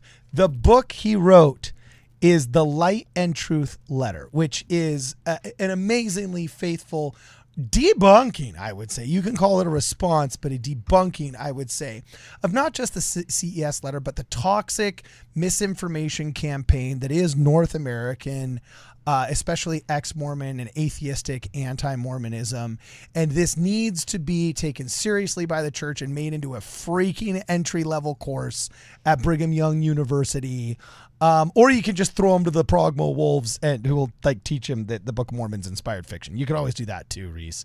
But anyway, you got to read it. You got to check it out. The website is lightandtruthletter.org. lightandtruthletter.org. Or .com. I have both of them. Or .com. Okay. Or the end of the conclusion of the CES. Or the end of the conclusion. The CES letter.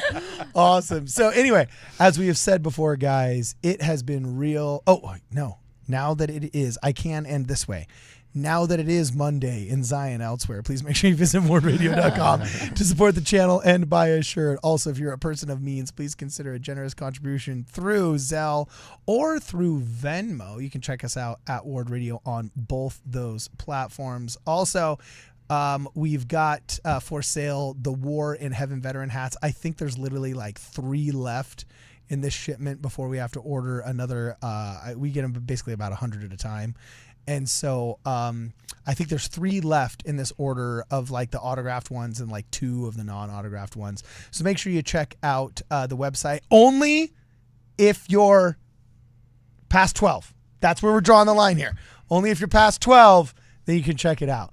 But anyway, other than that, guys, it's been real and it's been fun and it's been real fun. Again, for this and more, please make sure you check us out at WardRadio.com. I built a rocket in my basement. I'm gonna fly it to the moon. This supersonic is amazing. You're gonna feel my sonic boom. I'm flying higher and I'm never coming down. Look at me now.